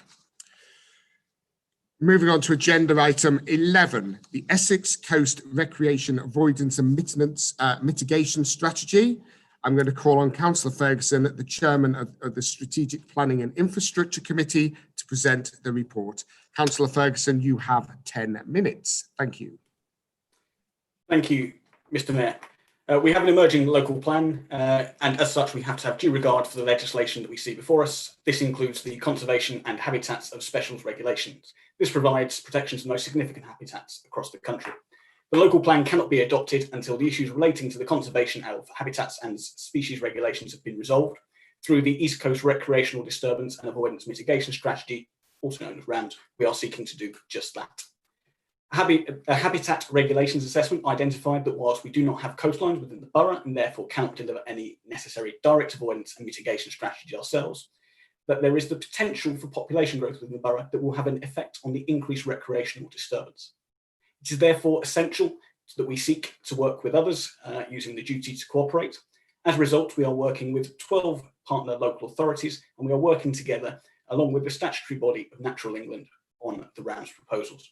To deliver this, we'll be entering into a partnership agreement with Chelmsford City Council, who'll be managing the RAMS on behalf of all partner authorities. RAMS focuses on the mitigation that is necessary to protect the wildlife of the Essex coast from increased visitor pressure associated with new residential development in combination with other plans and projects, and how this mitigation will be funded. The SPD sets out the guidance that we followed in determination of planning applications and formalises the arrangement for securing the developer contribution per dwelling, and the current tariff is in the report. The tariff will apply to all development proposals within the evident zones of influence, which deliver a net increase on dwelling numbers. This approach is in conformity with national planning policy, and the tariff approach is endorsed by Natural England. The proposals have been put out to public consultation. An update on the actions carried out as a result of the public consultation is included within the report this evening. This was endorsed at the Infrastructure Inclusive Growth Committee at the meeting on the 24th of September, and I'm recommending it to Council for approval tonight. Thank you, Mr. Mayor.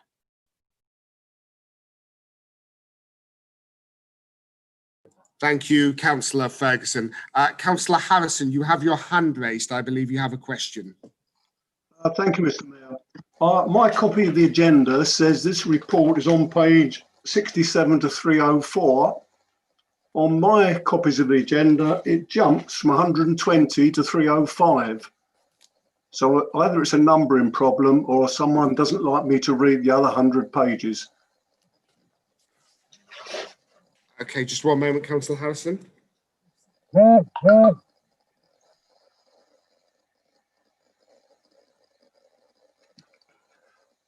Everyone's now checking. So I am told that the full copy is available online, and members were made aware that the printed copy would be less elements of the report and to refer to the online version to save on paper.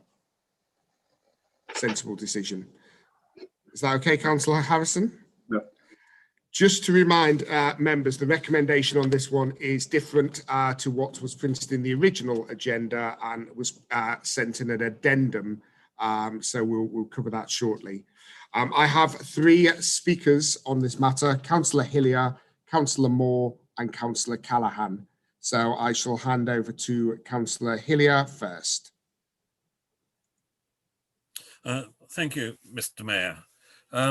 Can I just say that I do not intend to support this report tonight, and I want to give my reasons for not doing so.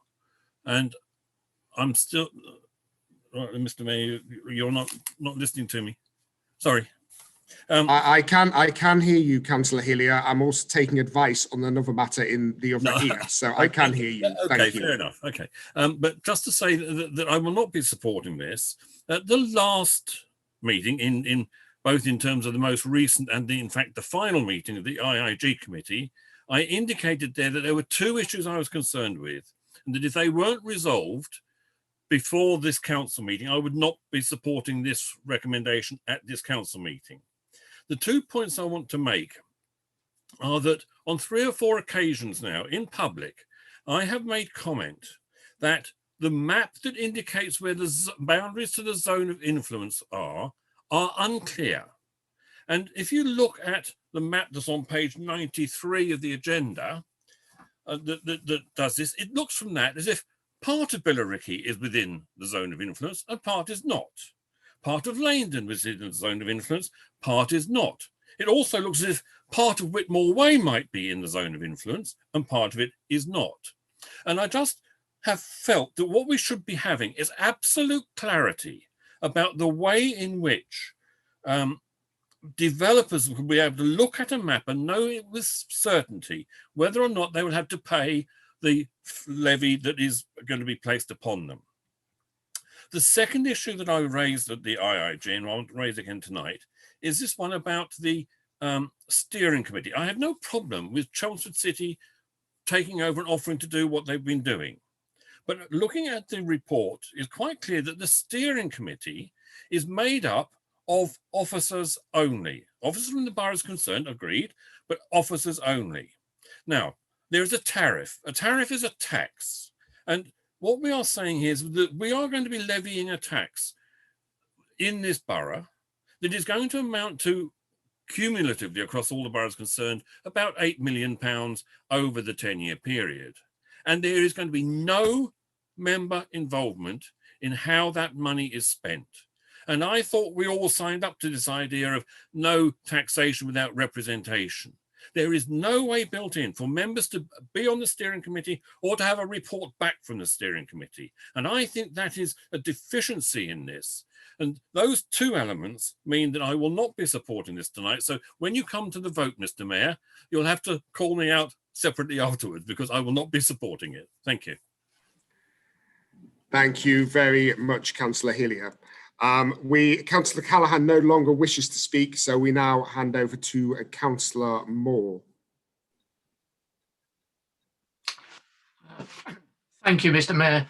I must say that the Essex Coast Recreation Avoidance and Mitigation Strategy, known as RAMS, has been developing for a long time.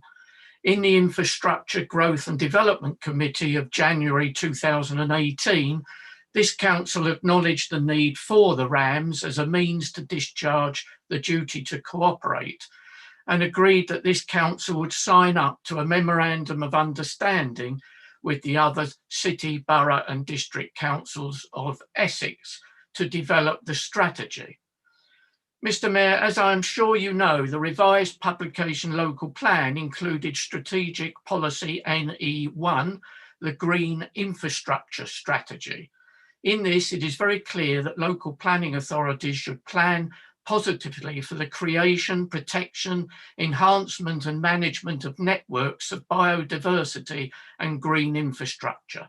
It expects particular regard to be had to those sites which sit higher on the nature conservation hierarchy. Of the greatest importance are Ramsar and Natura 2000 sites that are special protection areas and special areas of conservation. Whilst the closest of these, Benfleet and Southend Marshes Special Protection Area and the Crouch and Roach Estuary Special Protection Area, sit outside the borough, the habitat regulations assessment that was prepared for the local plan identified the residual impacts on these coastal sites as a consequence of new residents visiting the coast. The new residents will be from the forecast population growth. The RAMS identifies how the increased residual impacts of local plans across Essex can be addressed for all of the Essex coast sites. In February 2019, the old Strategic Planning and Infrastructure Committee, on which you sat, Mr. Mayor, if I remember correctly, approved the strategy set out in the RAMS. In June 2019, the Infrastructure and Inclusive Growth Committee considered a draft supplementary planning document and approved it for public consultation that was undertaken by Essex County Council across all the Essex authorities earlier this year. My colleague, Councillor Hillier, expressed his concern about the strict definition of zones of influence. I understand his concern, but would just say that the zones of influence outlined in the SPD will guide the requirement for new residential developments to provide a financial contribution towards visitor management. The zones of influence will be used to trigger developer contributions for the delivery of mitigation measures. Mr. Mayor, I'm very pleased that we are finally approving and adopting the RAMS, SPD and associated documentation tonight. 30 seconds, Councillor. Thank you. 20 seconds, thank you very much. 30. It has been a long haul, but it is a worthwhile initiative to help protect Ramsar and Natura 2000 sites in Essex, and I'm sure it will please those of our residents who value the natural habitats in Essex. Thank you. Thank you, Councillor Moore. I'm going to allow one more speaker in a moment, which is Councillor Mackenzie.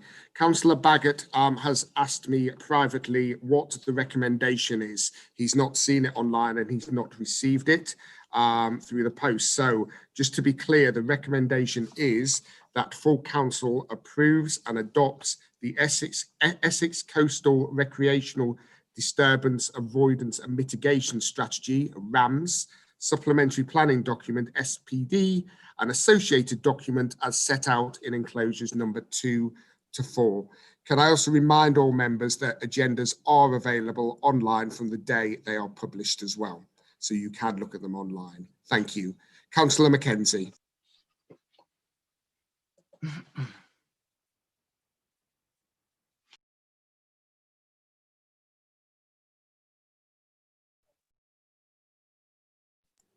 Councillor Mackenzie, do you wish to speak?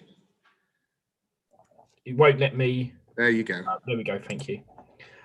Yes, thank you, Mr. Mayor. As you know, earlier last year, I took a motion to full council to create a pollinator and biodiversity strategy. So this is quite an important issue for me, and I think it's quite relevant to my ward with the marshes and Wat Tyler Park.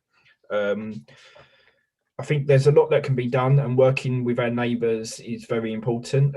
Biodiversity doesn't stop at the council boundary, so whatever work we can do with them to increase the biodiversity and protect them, I think is important for the borough and wider Essex. I hope that when decisions are being made based on this policy, we can look at Wat Tyler Park and see what else can be done there to improve the experience for users. For example, you could have fantastic long walks if we linked up the footpaths all the way to Fobbing. I'd love to be consulted on any policies coming forward from this, from the relevant chairman, to see what can be done from a ward. Thank you. Thank you, Councillor Mackenzie. I'll now call on Councillor Ferguson to wind up. Councillor, you have 5 minutes. Thank you, Mr. Mayor, and I'd like to in particular thank Councillor Moore and Councillor Mackenzie for their comments. Councillor Moore, thank you for going through the history there of the RAMS documents in recent committee meetings, and Councillor Mackenzie, thank you for your support. I'm slightly confused by Councillor Hillier's comments. 4 weeks ago today, we were sat in the Infrastructure and Inclusive Growth Committee, where this very same report was presented to us, and he voted in favour of it then, and 4 weeks later now has indicated that he's not going to. I can't understand why, so Mr. Mayor, I formally move to the vote. Thank you, Councillor Ferguson. We move to the vote. Can all Conservative members please turn on their videos?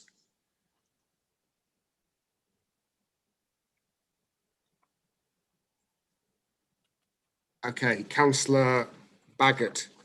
We are voting, by the way, on the recommendations on the addendum, which was published on Thursday, the 15th of October.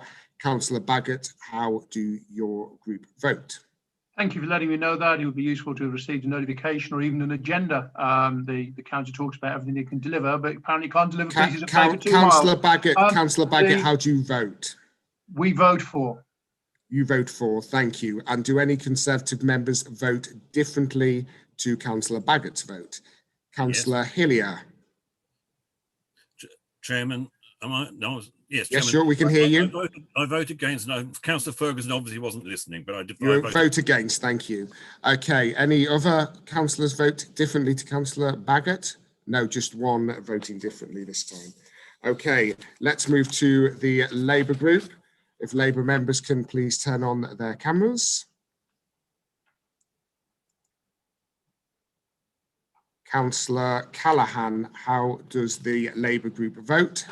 Mr. Mayor, can I confirm we are talking about the Essex coast and not the Dorset coast here, aren't we? We are talking about the Essex coast. Okay, 15 Labour votes in favour. 15 in favour, thank you. Do any Labour members wish to vote differently? Nope. Okay. Independents, if you can turn your cameras on, please. Hello. Hello. Councillor Smith, how do you vote? At the Eurovision Song Contest. 4-4. All 4. Thank you. And if any independents thank you. And if any independents wish to vote differently, please show. No. Okay. Wickford Independents, if you can have your cameras on, please. Councillor Harrison, how do you wish to vote? 4. And Councillor Brockman, do you wish to vote differently? No. Councillor Fellows, how do you wish to vote? In favour, Mayor. In favour, thank you. And Councillor Blake.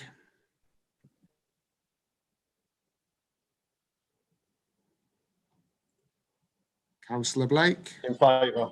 In favour. Thank you, Councillor Blake. 1 moment, please. With 40 votes for and 1 against, the recommendation has been carried. We now move on to agenda item 12. After this one, we will take a short break. This is the Basildon Borough Statement of Community Involvement, 3rd edition, 2020. Back to you, Councillor Ferguson, Chairman of the Strategic Planning and Infrastructure Committee, to present the report. You have 10 minutes.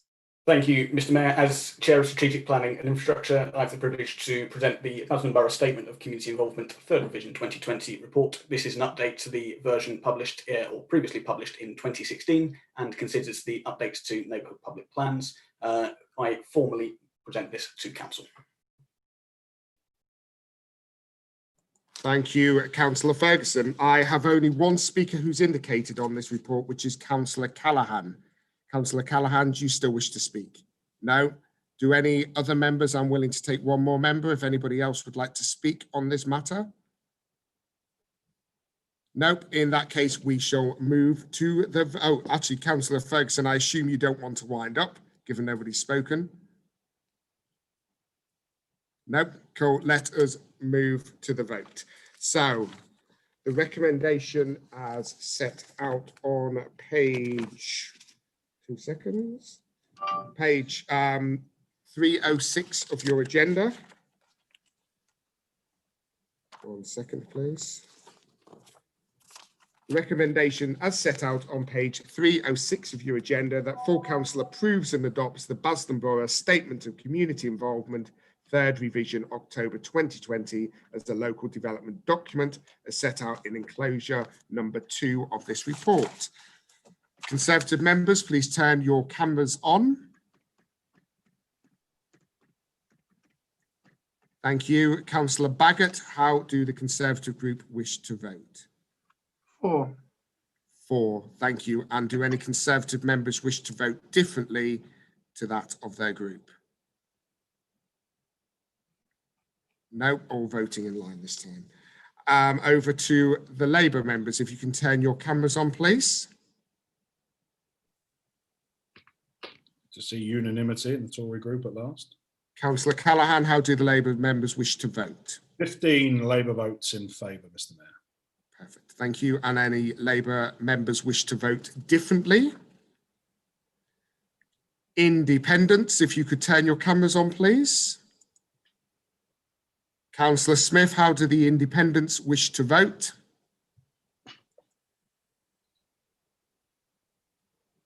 We still can't hear you, Councillor Smith. Hold on.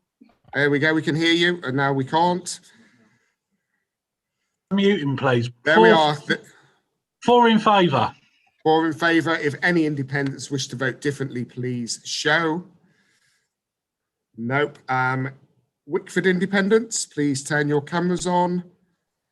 Councillor Harrison, how do the Wickford Independents wish to vote? In favour. In favour, very good. And Councillor Brockman, do you wish to vote any differently? Nope. Councillor Fellows.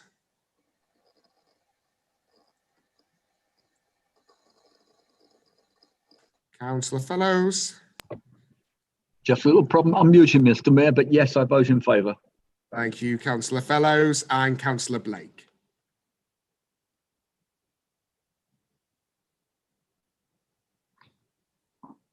It's unanimous. In favour. Councillor Blake is in favour, therefore it's unanimous, and in favour, therefore the recommendation has carried.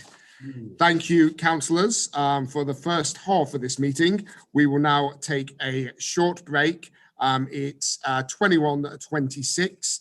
I suggest we come back here at 21:45, 9:45 p.m. During the break, we will be emailing all members copies of 2 amendments by agreement with the movers for the amendments. We would appreciate it if you could review them and have appropriate conversations with your group during the break. And we'll see you back here at 21:45. Thank you.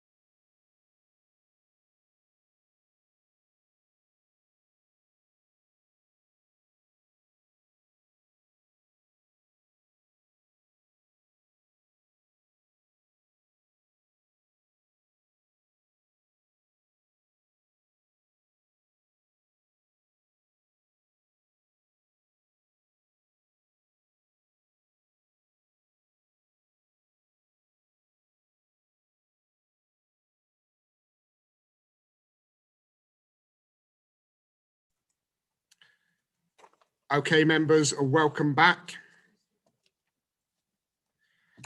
We're now going to move on to agenda item 13, notice of motions. As all members have been previously advised, Councillor Smith has given notice to withdraw the motion 13C regarding twinning. Also, at the request of Councillors Smith and Ferguson, I've agreed to alter the order of their motions, and so after we have dealt with Councillor Buckley's motion, we'll deal with the motion from Councillor Ferguson. As members have been advised, Councillor Buckley has made a slight alteration to his motion, which he'll no doubt refer to when he introduces it. So motion A, Councillor Buckley, you have 10 minutes to present your motion.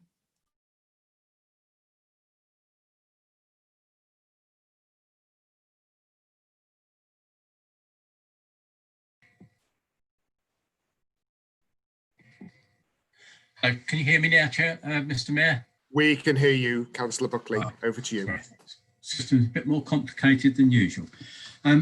Yeah, as the Mayor referred to, I have made a very slight change to the motion.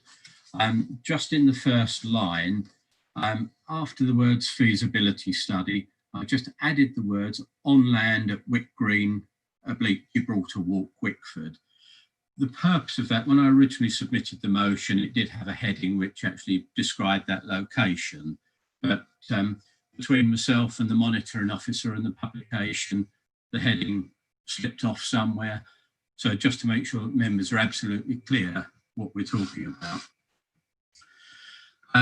Mr. Chairman, I've got a number of comments to make on it, and just to put you in the picture, I've deliberately omitted any Part 2 information because I have seen the Part 2 report, as indeed I presume have other members.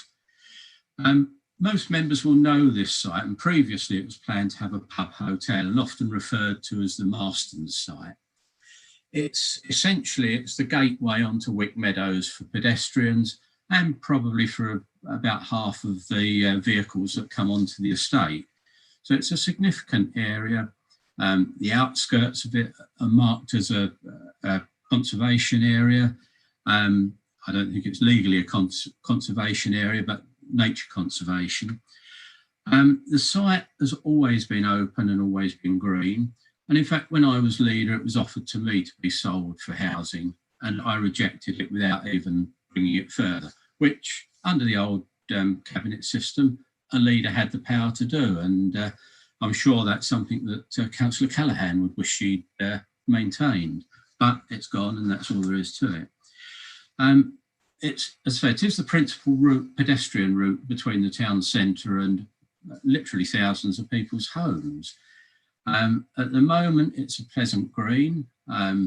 It's an informal space, but a pleasant space, and it breaks the area between the car railway line and people's homes. So it does make it perhaps a softer, greener, more attractive area. It's always been open space. It's marked as HC5 in the local plan. And it's been that status for as long as I can remember. And I think I've probably been around the council for longer than any of our members, perhaps with the exception of Councillor Harrison. Now, I am concerned that to change that policy on this site sets an unwelcome precedent across the borough. It is zoned on the local plan. I have it here, which shows there are open spaces throughout the borough, including, I may add, Mr. Mayor, in your own ward, in the leaders' ward. If we actually allow it to go, then that is going to set an unwelcome precedent for those areas. The motion stresses the need to keep a green lung in the centre of Wickford. And some people may be surprised, and it was actually picked up by the member of the public earlier this morning, that there is actually less green space in Wickford than any other part of the borough. Something which we ought to be bearing in mind. And the motion is intended to try and build on the council's green policy. I do appreciate it has been through a number of iterations through policy and resources and cabinet prior to that. But the actual final decision to sell was actually taken under the previous so-called alliance administration. And if you have a look, one of the people that voted for it was former Councillor Alan Ball. That was the actual decision to sell. Prior to that, it was recommended to be investigated. Big difference. Obviously, say there are trees around the site. Gilbert, as one tree has become known, your Deputy Councillor Fellows did actually attend and see Gilbert. I believe actually saw him planted. And it's become symbolic of local people's wishes to see that site maintained as green. And obviously Councillor Callaghan has said numerous times he wants to see 1 million trees planted in the borough. This site won't take 1 million trees, but it could take some trees which would actually enhance the area, enhance the environment and make it more pleasant for local residents. I did originally draft a motion which, following discussion between yourself and the monitoring officer, was ruled not to be in order. That motion was very clear, and that was a straightforward motion to withdraw this site from sale and to seek means of protecting it in perpetuity, which could be village green status, could be fields in trust, could be many other ways of protecting it. And at the moment, we have a situation where Policy and Resources voted for this site to be progressed as a care home. Now, on the original report, which was presented to Policy and Resources, there were 5 options. Option 4 was retain the site for housing, and it was very clear it was a site considered not suitable for housing by members. Perhaps that goes back to my original decision to reject it back in the early 2000s. The final option was retain and develop for another use such as a care home. And the report goes on to say that there are a number of potential risks that would need to be negotiated, such as financial viability. In other words, the site would have a very low value.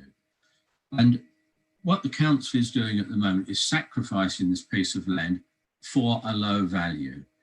Now, I appreciate that Councillor Callaghan has got some very ambitious plans around the borough, many of which I don't support, but the small sum that he would get from this site is not sufficient to make any sort of impact on those schemes. Chairman, a vote in favour of my motion tonight will make sure that all members are able to decide the future of this land, because it will have to come back to council after being considered by Policy and Resources again. I have seen Councillor Callaghan's amendment, and I shall be saying something about that when I wind up, Chairman. But a vote against my motion is going to deny the opportunity to protect this land, and maybe we will find your own members, possibly including yourself, Mr. Mayor, in a position where you have to try to protect HC5 land, and this council will have set a precedent and that land will get developed. It is an important precedent and one that council should be supporting. So I move the recommendation, Mr. Chairman, and Councillor Jeffrey is my seconder. Thank you, Councillor Buckley.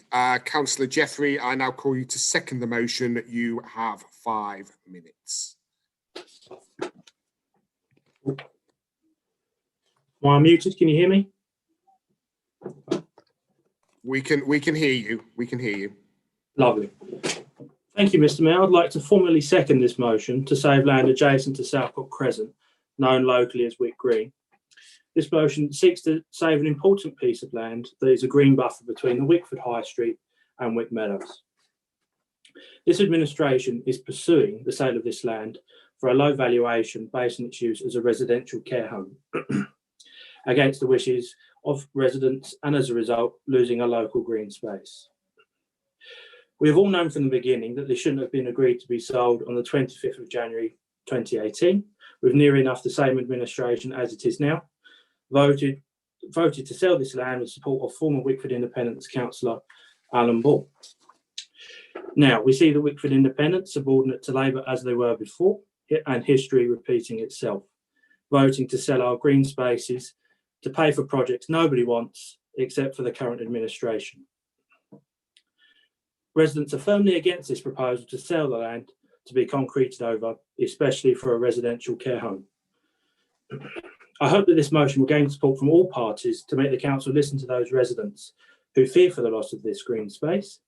The council should seriously consider options to protect this land in perpetuity and vote in support of this motion to protect this land and save one of our green spaces in Wickford. Wickford SOS have been campaigning to protect this green space, and I'd like to say that they have played a key role in being an organisation for residents to voice their concerns and objections, particularly for Wick Green's resident Gilbert, who was planted by Wickford SOS with the current mayor, Deputy Mayor, Councillor Fellows. If this administration decides to sell this piece of land against the recommended course of action set out in this motion, as it has set itself on doing thus far, we will not only be losing our green space that residents need and want, Basildon Council will be needlessly evicting Gilbert, who has become symbolic of the struggle to protect this land. We're looking at a stark choice. This motion is seeking to maintain and protect a green lung in the centre of Wickford. The Policy and Resources Committee must reconsider and begin the process to save this land. Mr. Mayor, we all know that the 2019 local election campaign certainly didn't lack excitement or fireworks. We should all cast our minds back to that time and recall that all candidates made promises to save Wick Green. The candidate elected as a result of that campaign stood on Wick Green and made promises to save it. They are now a member of the council. And they said at the time, and I quote, "This site is impossible for development for whatever reason." Those who stood on that platform to save this green space now implicitly support its sale. However, to rebuild trust in politics by standing for the principles and policies on which we were elected, those who use this land as a campaign tool should now be voting for this motion if they want to maintain integrity in local politics. Labour and the Wickford Independents have so far railroaded residents who wanted the sale of this land to be stopped. To conclude, Mr. Mayor, I would call on all members of this council to support this motion to save Wick Green and evaluate options to protect this land in perpetuity. Thank you.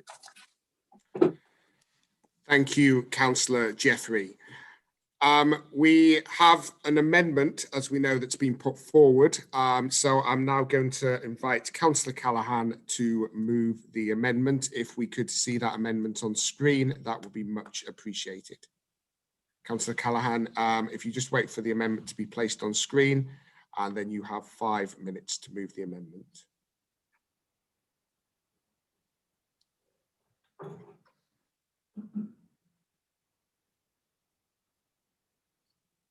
All members were provided with a copy of this amendment during the break and have hopefully had a chance to read it.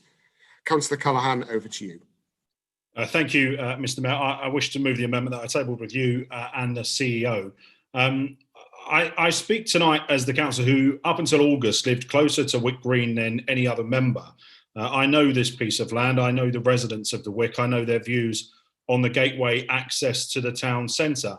And I've been prompted to move the amendment for several reasons. I mean, firstly, a deeply uninspiring speech from Councillor Buckley that lacked any clarity or ideas or, as I say, basic interest.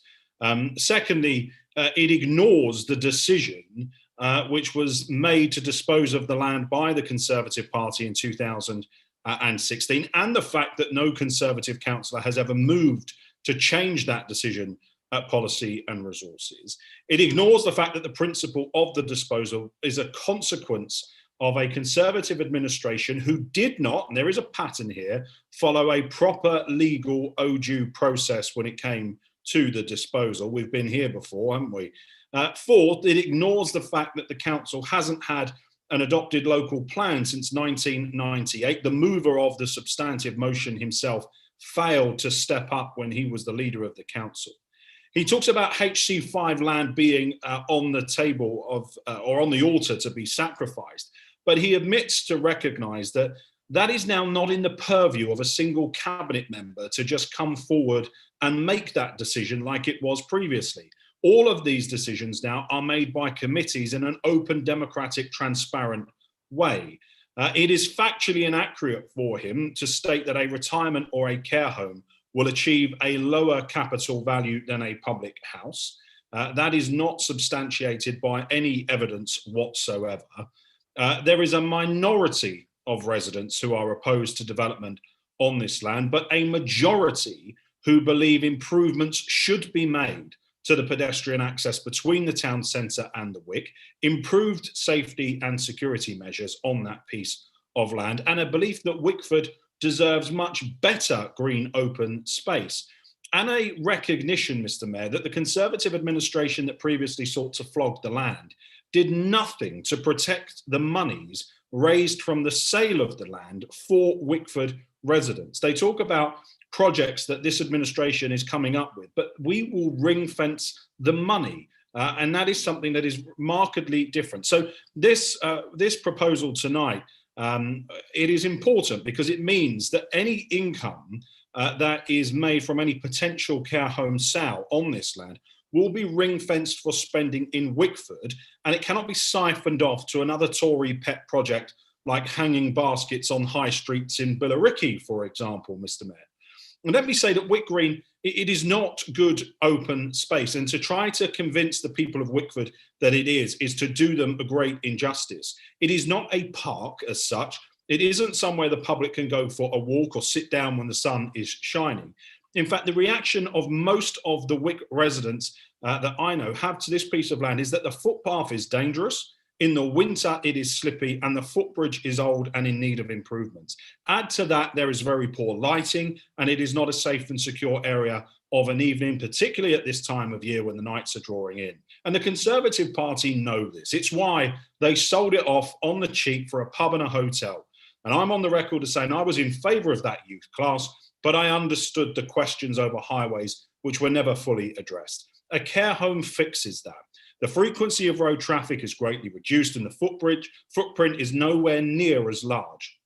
In fact, there is a possibility of leveraging from the developer enough money to actually invest in improving the pathways, the lighting, the ability to roam safely and access into the high street. And the amendment before members tonight also makes clear that this administration is committed to improving the open space in Wickford, something the previous administration cared little about. The notion that in just 2 years, this administration has flogged off all the land in Wickford, again, is a folly, because we care about making sure Wickford has good quality green space. And it started on day one of the administration when we made improvements to Cranfield Park. And as someone who went on daily walks around Cranfield Park during lockdown, I was particularly grateful for the improvements the council made here, as were my neighbours.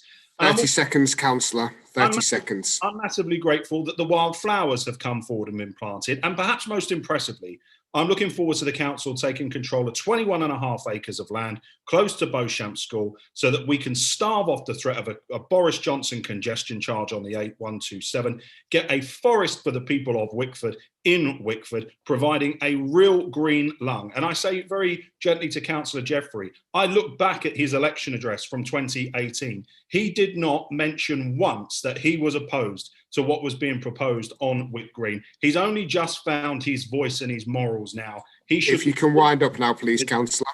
Back Wickford, back improved green space, back open space, and back an administration that's improving the environment, town centre, and the air quality for this brilliant town in our borough. Thank you, Councillor Callaghan. And you have a seconder in Councillor Brockman, I believe. Councillor Brockman.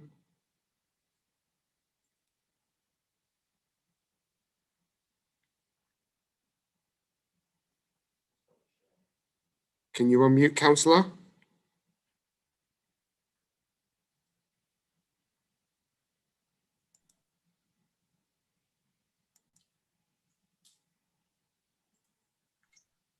There we go, councillor. Here we go. Right. Councillor, you have 5 minutes to second the amendment. Okay. So in the 18 months since being elected to represent Wickford North, I have actually worked tirelessly on behalf of the people I was voted to represent. However, in this time, I've been amazed at the many emails and phone calls regarding the land commonly known as Wick Green. Some of which were in support of keeping it a green area, but to my surprise, a hell of a lot were in support of developing the land. What I did know was that all of those in support of developing the land are also asking that it be part of it be kept a green area, which is great. Also, I must really particularly thank the two Conservative councillors who contacted me to offer me their advice. I'd like to emphasise here and now, this is not about me taking sides. This is not a political, and if anyone suggests that I'm being political, they are absolutely wrong. This is not that. This is about the land, and that is it. My decision has been made purely on the information given to me and by my own investigations that I have made. I have and I confirmed that I will always fight for more green space in our town, as it is a much needed thing. And I'm extremely pleased that we're now going to be able to provide an additional 21.5 acres at Beauchamps Field.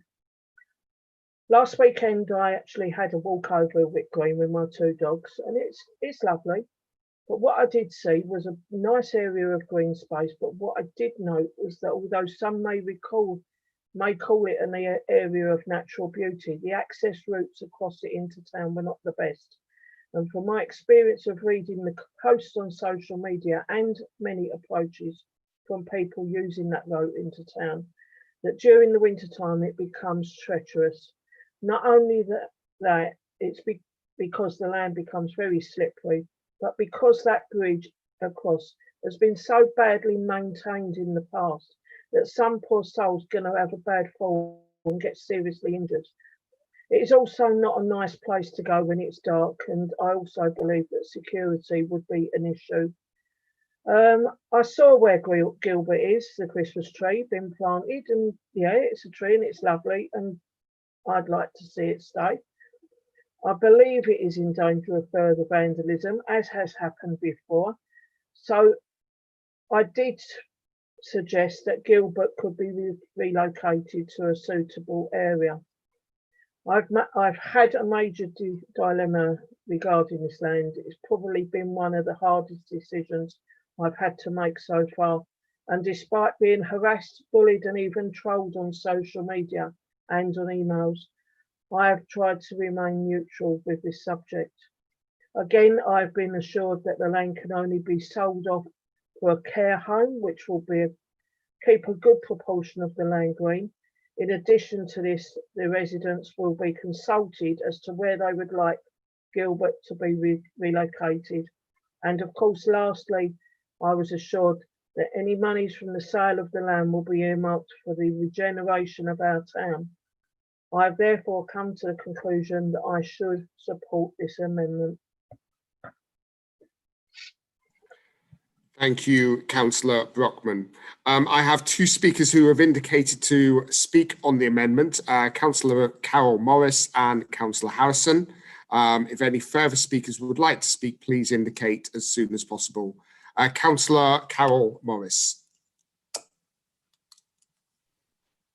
Thank you, Mr. Mayor. I did actually indicate to speak on the substantive, but I will take the opportunity to speak now. Thank you.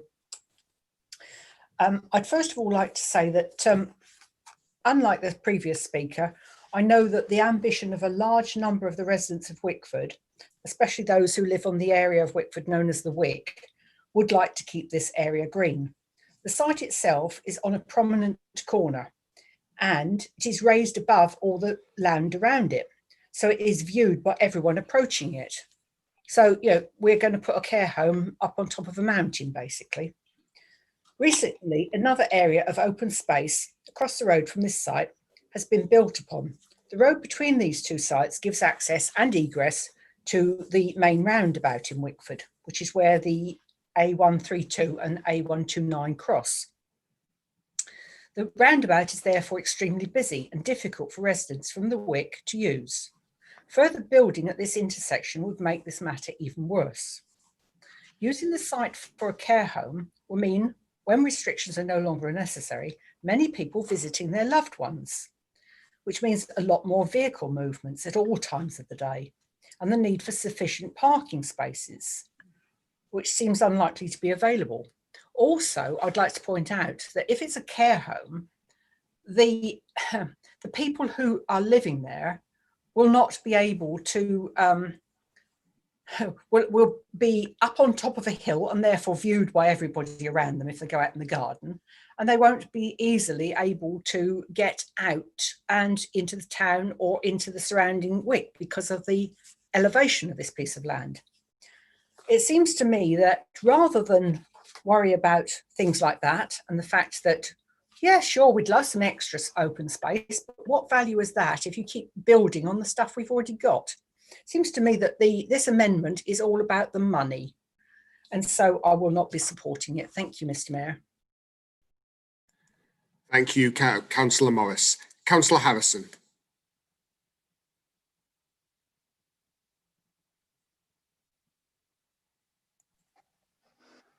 Thank you, Mr. Mayor. Interesting comments there from Councillor Morris. The Wickford councillor who called the Wick at one time is like a walled prison. She condemns the building on Radwinter Avenue, which was planned by her administration. She talks about the building on a hill. Well, let's wait and see first of all, because as Carol should well know, everything is subject to planning consent. I'll deal with Councillor Jeffrey's points he was making. In September 2016, the Conservatives controlled Basildon Council, and they decided to dispose of this piece of land.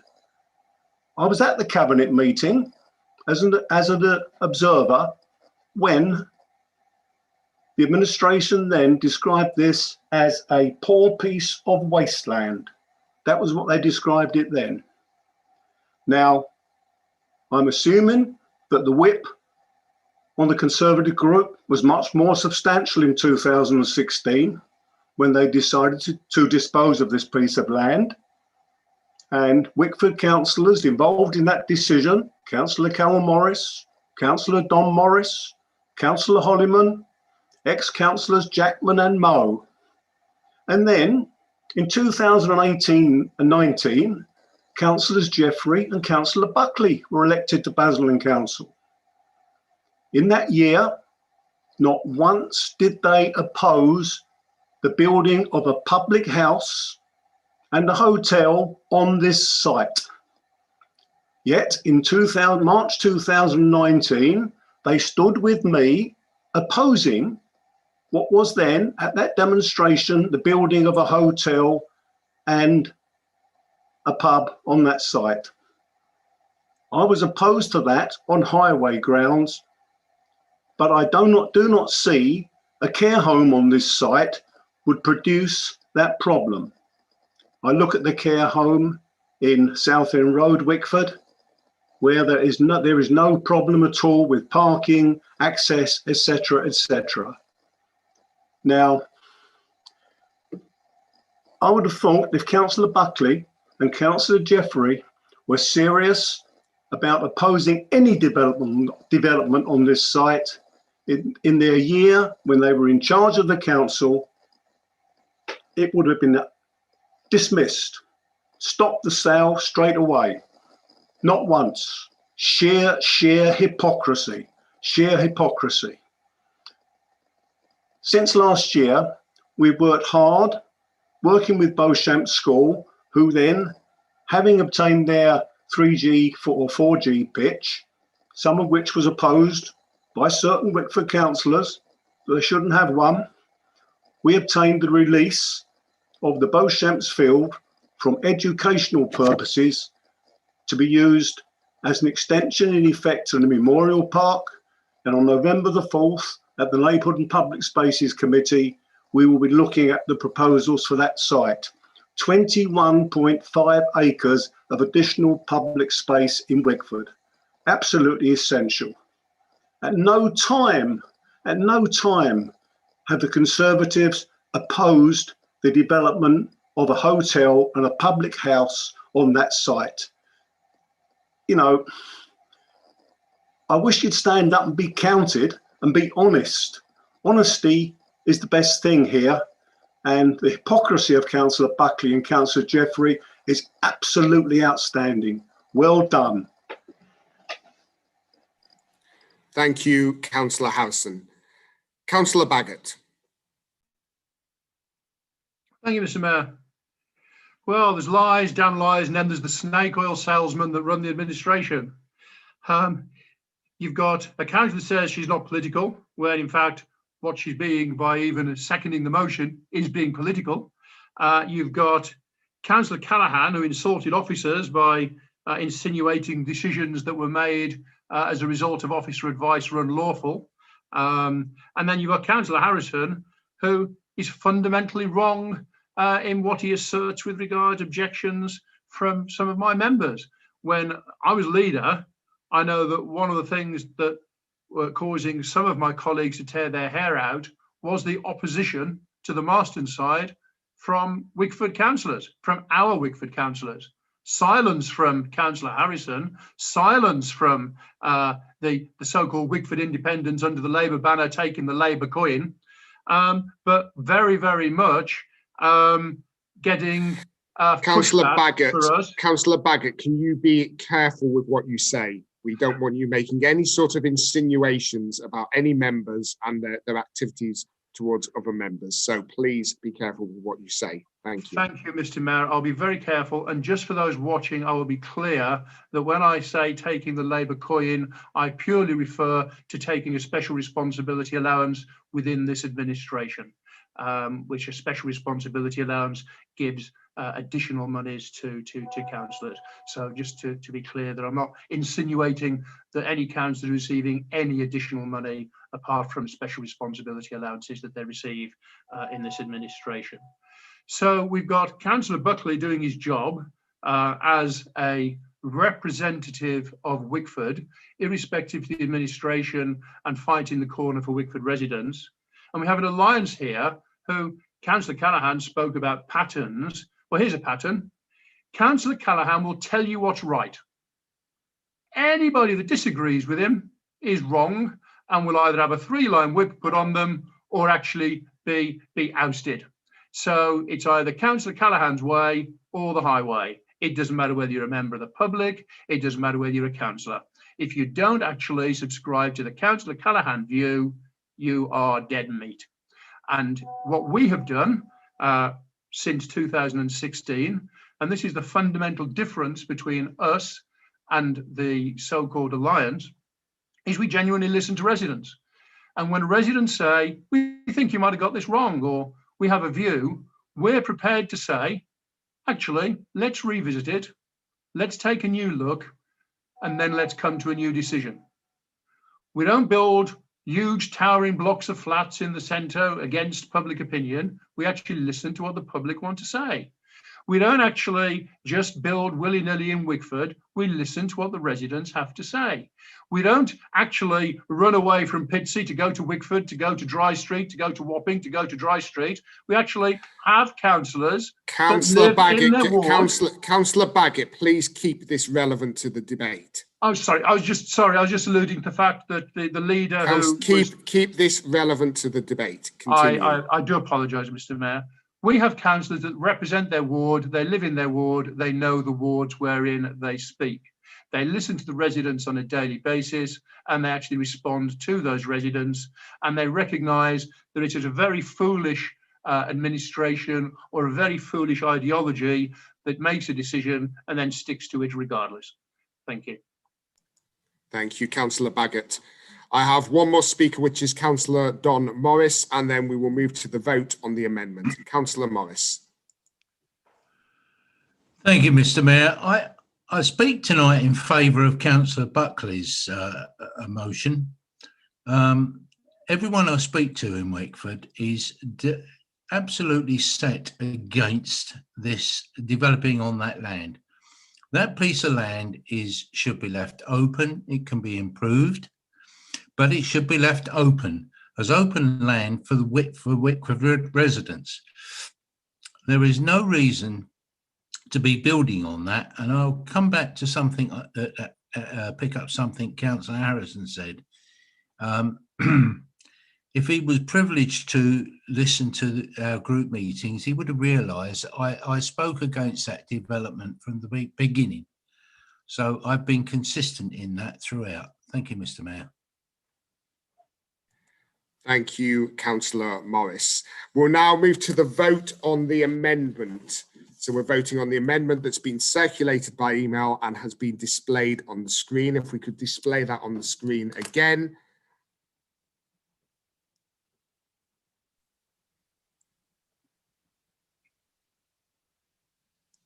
We're voting on the amendment, and then we'll then move back to voting the substantive or the substantive as amended, depending on how this goes. It's the amendment we're voting on. Okay, if we can now remove that from the screen so that we can see members and make sure their videos are on. Can all Conservative members please turn their videos on?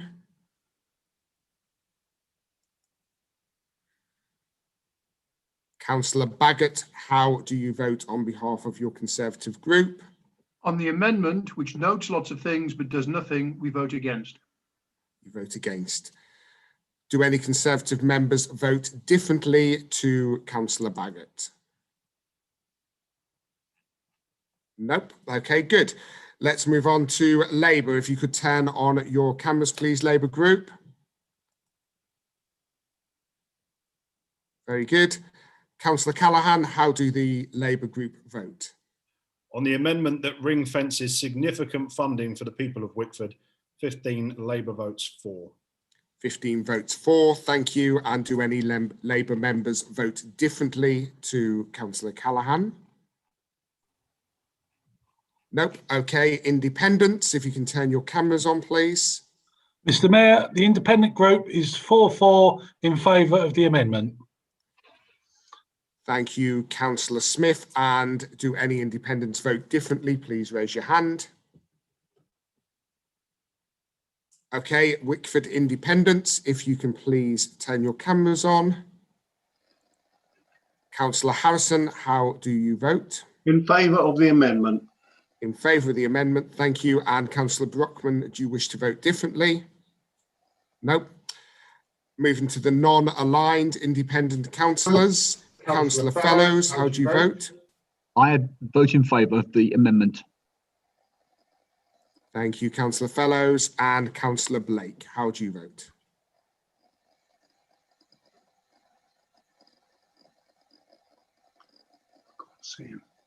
Against. There we go. Against. Thank you, Councillor Blake. One moment.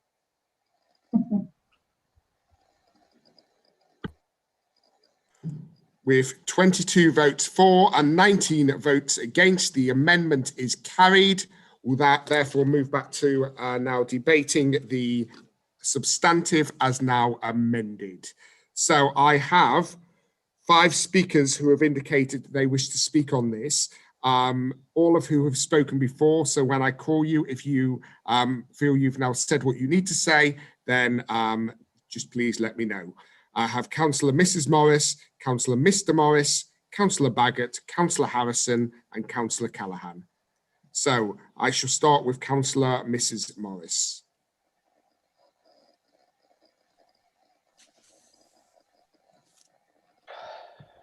We can hear you. Good. I don't need to speak again. Thank you. Thank you, Councillor Morris. Councillor Mr. Morris. Mr. Mayor. Okay, thank you, Councillor Morris. Councillor Baggott. Thank you. No, I think that we summated very well in the main speech, and as this is yet again, as per this administration, something which notes lots of things and does very little, it won't surprise you that the largest party will be voting against this particular motion. Thank you, Councillor Baggott. Councillor Harrison, do you wish to speak again? Thank you, Mr. Mayor. I find it surprising now that the Conservatives in Wickford are likely to vote against any funding from any sale of this if it happens being spent on the regeneration of Wickford. You must recall that it was in 2016 that the Conservative administration called this the start of Wickford Regeneration Phase 2. They started this, it's being continued. Hopefully, Wickford will eventually have some regeneration.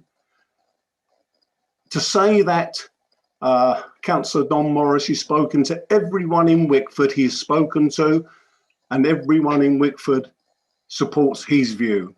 That is absolute nonsense. I've had plenty of emails and telephone calls and messages from people living on the Wick who agree with what we're doing.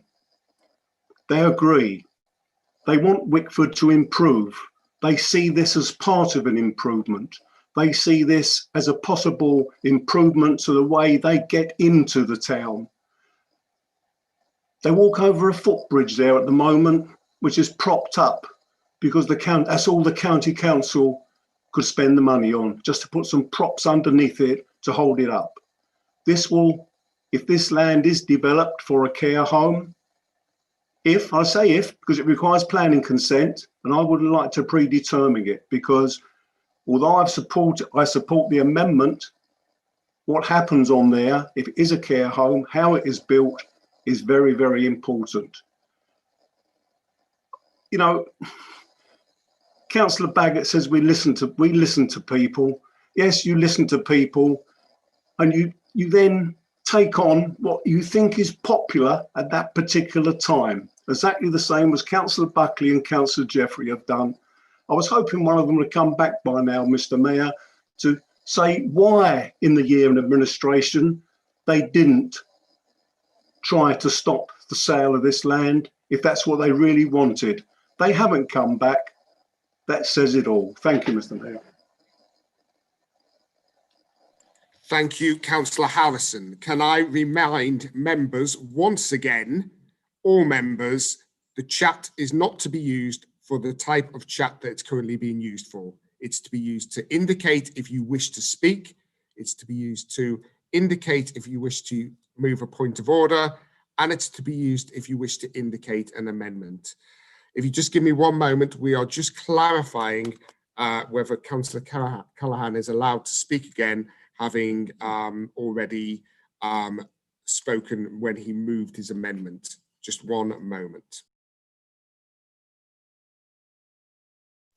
The monitoring officer has confirmed that Councillor Callaghan can speak again. Over to you, Councillor Callaghan, 5 minutes.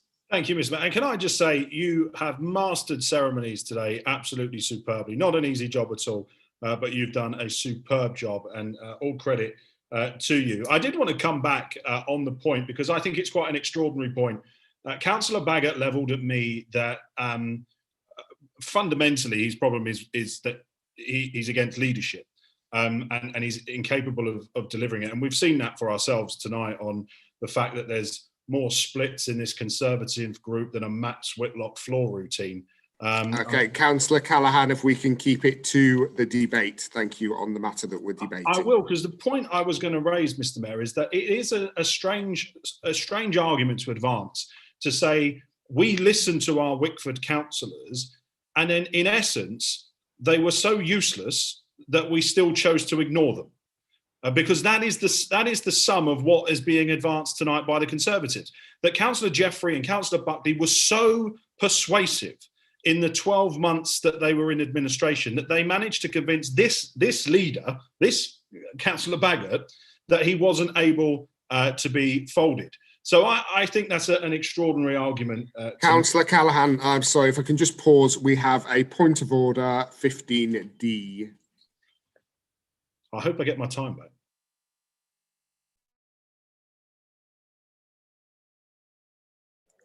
Okay, Councillor Rimmer, if you'd like to unmute Councillor Rimmer, 15D, if you'd like to explain your point of order, please.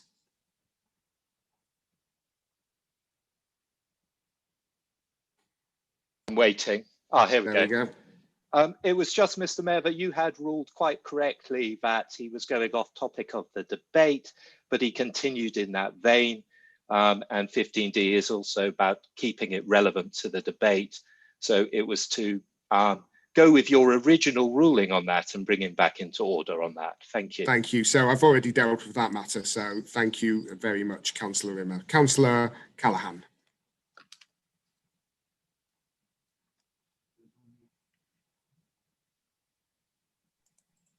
Oh, we both clicked at the same time.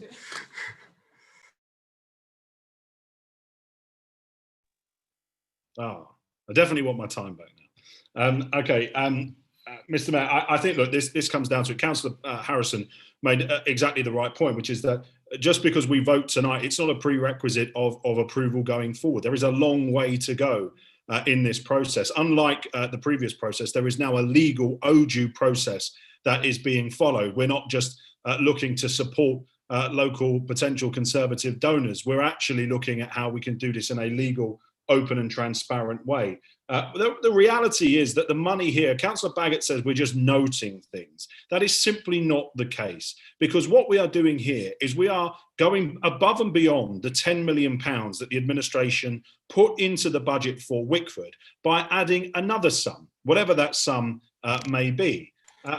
Sorry, Councillor Callaghan. We have a point of order, 15D. Councillor Baggott. Thank you, Mr. Mayor. Yeah, you asked him to stay on topic. He's now essentially making claims that the Conservative Party have been doing some sort of dodgy deals at some point for donors. I'd like him to actually withdraw that remark, or I'd like you to actually put the question. Thank you, Councillor Baggott. Councillor Callaghan, fair point. I did pull up earlier on accusations against Councillor Harrison. Are you willing to withdraw that accusation? Mr. Mayor, in deference to you, of course, I'm pointing out I was not making any accusation against anyone, and that would be a wrong conclusion to draw from that remark, unless, of course, there's guilty consciences. The truth is that we need to put money into the regeneration of Wickford. That is a key priority for the administration, and we will be bringing forward that plan into the Town Centre Revival Committee in the coming weeks. And I look forward to this council putting more money into Wickford regeneration than any administration in living memory. And this is key to it, and not just in terms of a capital value, but in terms of improving that access for Wick residents into the town centre. We need more people to go into Wickford town centre. So therefore we need to make the pathways and the routes into the town a safer place for local people. I take the point about Gilbert, the Christmas tree, but I do also find it slightly amusing that there's no ideas that come from the Conservatives here. Councillor Harrison's quite right to challenge tonight. They're against the youth zone. They're against the town centre regeneration. They're against Wickford regeneration. They are against everything. And the truth is, these are yesterday's men fighting yesterday's battles with absolutely no idea for this borough's future. And I think people tonight will see right through it. You have an ambitious, forward-thinking administration who wants to put investment into Wickford, wants to regenerate Wickford, wants to bring the whole of Wickford up, and you have councillors arguing about what may or may not have happened in 2002, 2003. It is, you know, you would cry with how desperate some of their arguments are tonight. So, Mr. Mayor, I think that this gives us a real opportunity to go back to policy and resources, to take, as we are on the 3rd of December, the draft service committee budgets, to identify in the MTFS an opportunity to ring fence this money so that it is in the budget in February, that subject to any possible sale, that money goes to Wickford. That is something that did not happen before. That is a huge bit of investment for Wickford tonight. And I think that if any member votes against that and they claim to represent Wickford, they are voting 30 seconds, Councillor. They are voting against the interests of their residents. Thank you, Mr. Mayor. Thank you, Councillor Callaghan. We have no further speakers, so I'm now going to call Councillor Buckley to wind up. Councillor, you have 5 minutes. Thank you, Mr. Mayor. I am a bit surprised that this amendment was actually allowed. It negates the original motion. The original motion proposed some actions, and I can see Councillor Callaghan shaking his head. Yeah, I've put forward amendments to other motions before that have been ruled out of order either by yourself or the monitoring officer or a combination thereof. I know. This amendment is really just about getting Councillor Callaghan's chum, Councillor Harrison, off the hook from taking the blame for this scheme going ahead. Ideas. The excuse of the Beauchamps Field. The Beauchamps Field has always been open space. Yes, it's been used by the school. Of course, it's been used by the school. Now it's redundant. Yes, let's open it up to the public. Yes, that's fine. But it's probably a mile as the crow flies from this site. It does not compensate the people on the Wick for the loss of that land.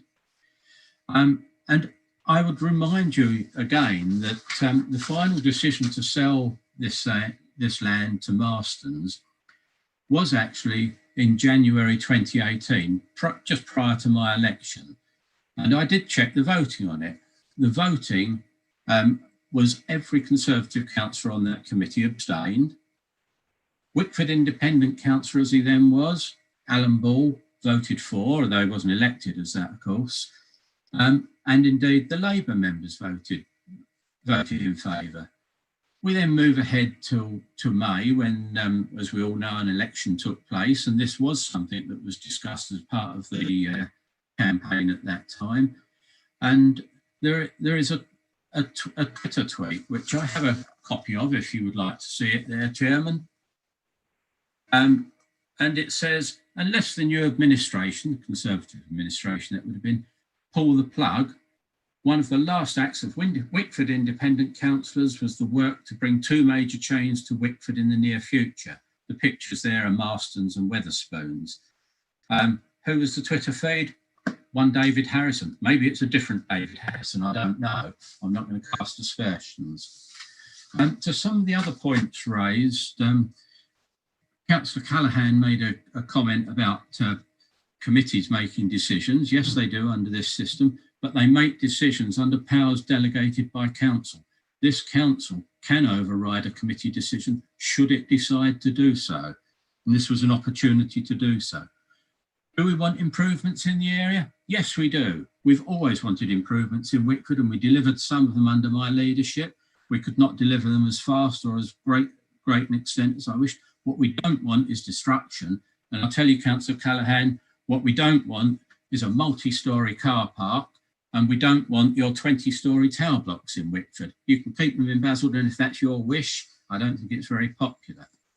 Councillor Brockman said it's about the land. Exactly, Councillor Brockman. It is about the land. It's about keeping the land green and not putting bricks on it. Whether you call it a care home, a house, a pub or whatever else, bricks are bricks. Or maybe it's going to be a modern method of construction, who knows. Councillor Morris made a valid point about the height of the site. Somebody's either got to excavate that very deep, which will be expensive, or it's going to be high and imposing, overlooking traffic, overlooking houses. It's not the right site for development, which is why I vetoed it when I was leader.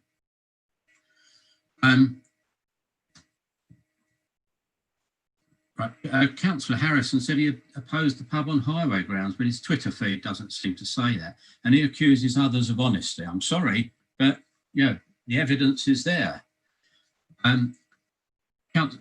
Councillor Baggott is absolutely right. My motion is not, my motion as it was originally put today, as opposed to the one that got rejected, did not actually refuse the sale.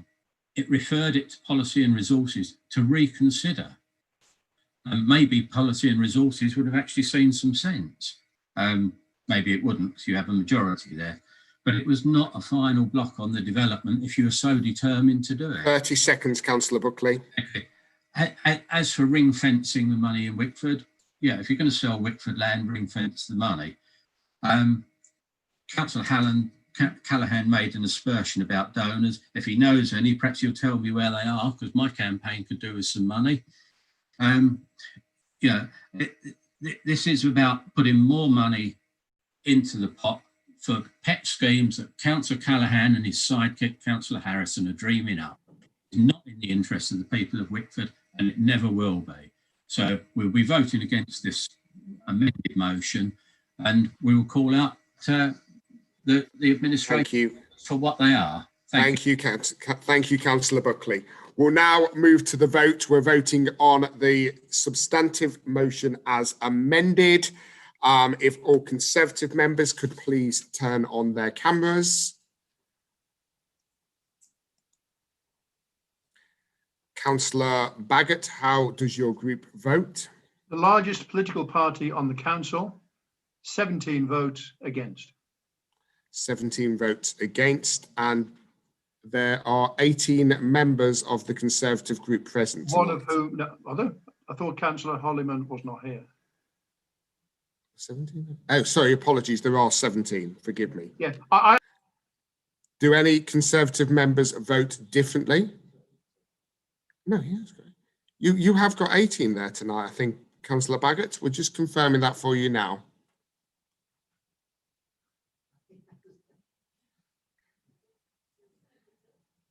No, it's 17.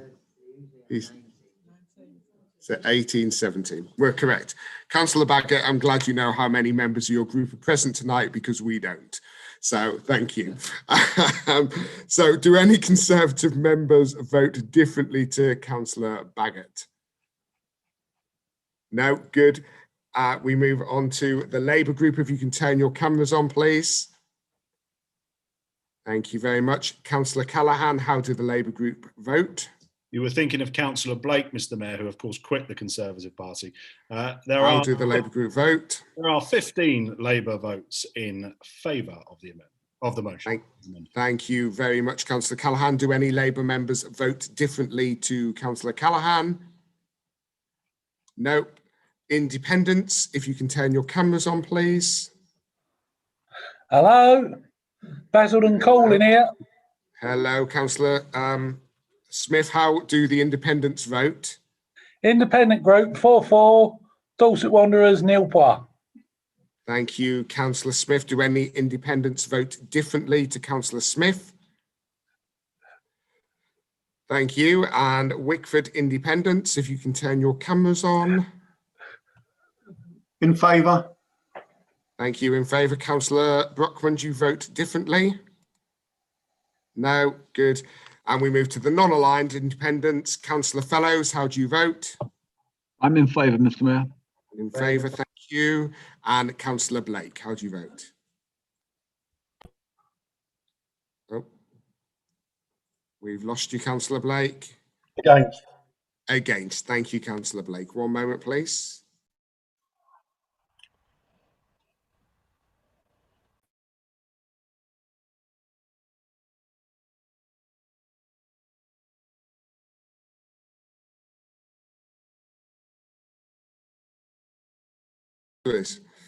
Sorry, we're just having a little bit of debate here. Councillor Baggott, can we please just confirm that you do actually have 18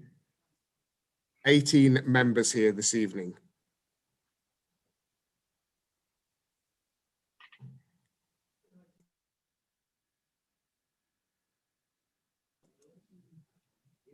Can we, Councillor Baggott, can you confirm? I'm going to confirm for you, as you're sowing seeds of doubt, Mr. Mayor.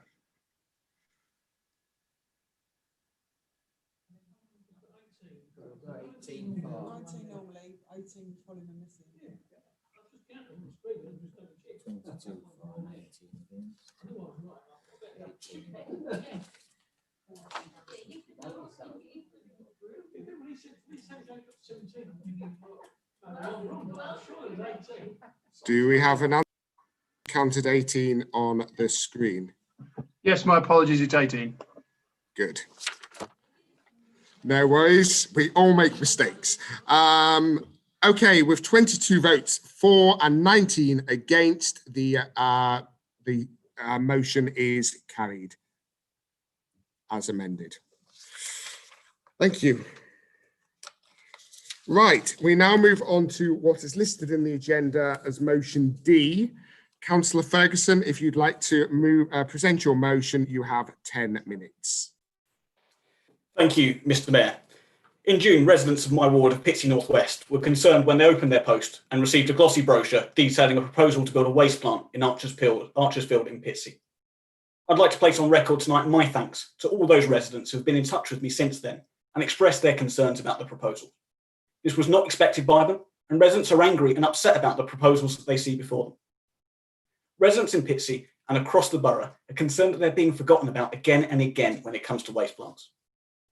Within days of being elected to this council 2.5 years ago, I received emails, letters, phone calls from residents living in Pitsea North West, concerned about the HGVs that are already on the road, the increase in traffic, the damages to our failing road network, and the damages to air quality caused by a waste plant that's already in place. And now we see before us another proposal to bring forward another waste plant, and like the one already, it's just a matter of yards away from residential housing. Unacceptable. Residents in Pitsea have seen this before. When they saw the proposal, it brought back memories of 2012 when the Tovey waste plant was granted planning permission. Residents were let down then, and they've had to live with the consequences since. We need to do all we can to put a stop to it now. And there can be no doubt that the already existing waste plant that has been there has been an unfailing disaster, leading to the company responsible for it going into administration. We've all seen the reports. We've all heard the stories of the challenges for workers, residents, and all the public who have had to live with the consequences. 16 months ago, Mr. Mayor, we were all in this chamber as a result of receiving a ministerial direction from the Conservative government to resolve the issues of air quality. The sanction threatened on us then remains as is now in the form of the Clean Air Charging Zone. The proposals have been sent round to residents will only increase the prospects of this threat becoming a reality at the same time as threatening the health of our residents across this borough.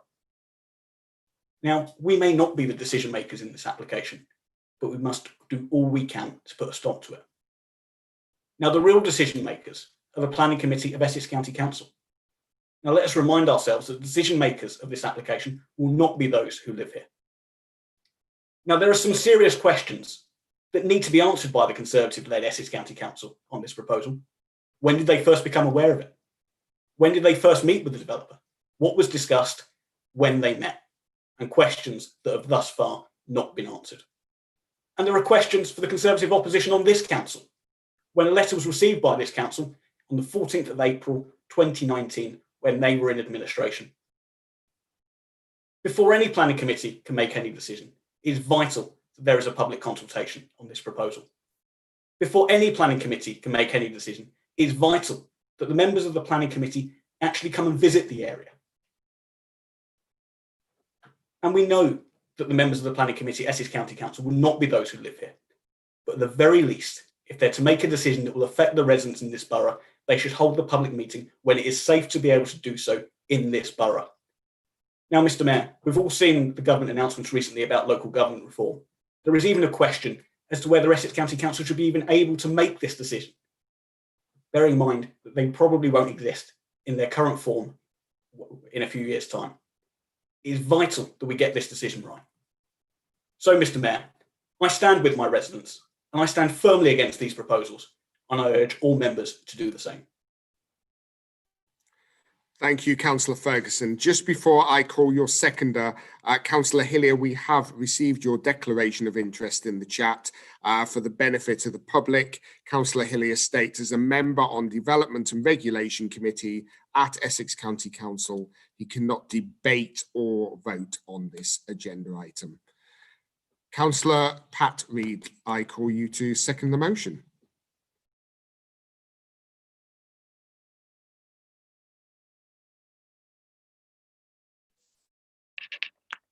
Thank you, Mr. Chair. Can you hear me? Yep. Clearway Recycling Limited has submitted plans for a new 2-furnace waste-to-energy plant, which in effect would be capable of burning 150,000 tonnes of refuse-derived material each year. If planning permission is granted by Essex County Council for this new plant, the plant would require up to 3 25-tonne HGV deliveries of waste every 24/7 to feed the furnaces. Waste to energy facilities are promoted as clean energy plants, but the truth is, while these schemes claim to be environmentally conscious in operation, they almost never are. We have all heard of carcinogenic dioxins, which are extremely harmful to the environment and to humans. Also, we as councillors have all had residents complaining of the air being polluted by fly ash. This is caused by systems being installed to clean the dangerous flue ash. This then inadvertently creates the ideal conditions for molecules to form and escape into the air, which then condenses to create the ash in the atmosphere. This plant will be in short range from Whitmore Primary School, Northlands Park Nursery, Felmore's Primary School, Briscoe School and Nursery at Northlands Park. The site is also adjacent to the clean air zone identified by Essex County Council and Basildon Council. So to sum up, Mr. Mayor, enormous amounts of CO2 emissions are generated by the operation of these waste to energy plants. Therefore, these plants are not exactly clean or green, and we urgently need to stop building schemes like this in densely populated areas in Basildon and Pitsea if we really are serious about tackling the climate emergency. Thanks, Mr. Chair. Thank you, Councillor Reid. Just before we move on, I've had another declaration of interest from Councillor Henry, who lists that he's listed as a sub on the Development and Regulations Committee, so he too is unable to participate in this item. I'm in a moment going to call Councillor Rimmer to move his amendment. Just to make clear, I have currently listed, and I won't be taking any more speakers because we won't have time to speak on the substantive, Councillor Blake, Ansell, Mrs. Morris, Harrison, Rimmer, McGurran, Mackenzie, Smith and Callaghan. So I would encourage you to speak as much as you can on the amendment to avoid having to speak on the substantive if at all possible. Councillor Rimmer, I now call you to move your amendment.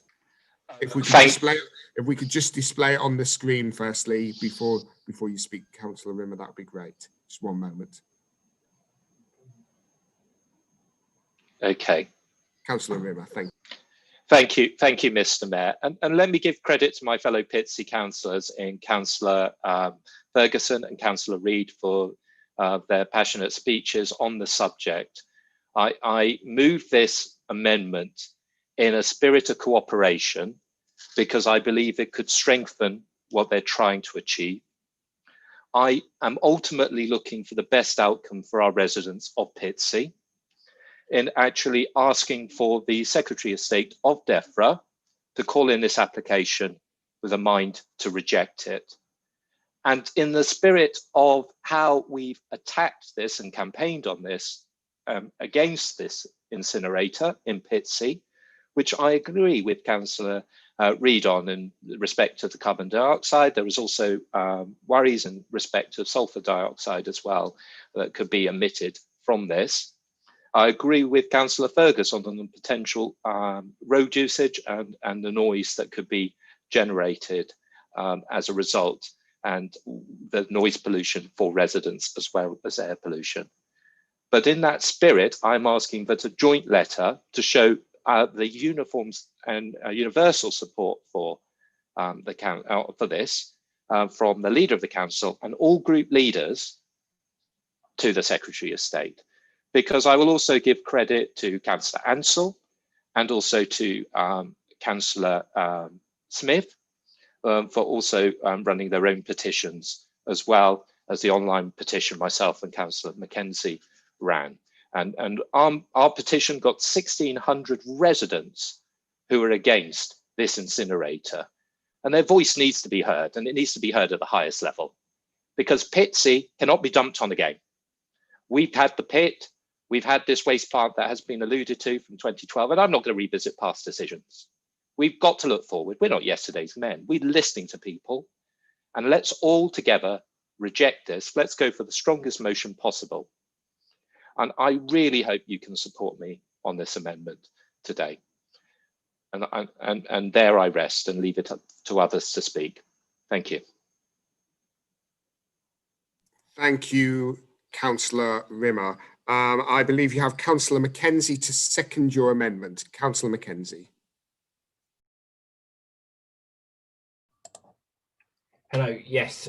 Thank you very much. Yes, I formally second this amendment. I think we're all against incineration in the borough, not just Pitsea, across the borough, in the town centre, Wickford, Billericay. We do not want incineration anywhere.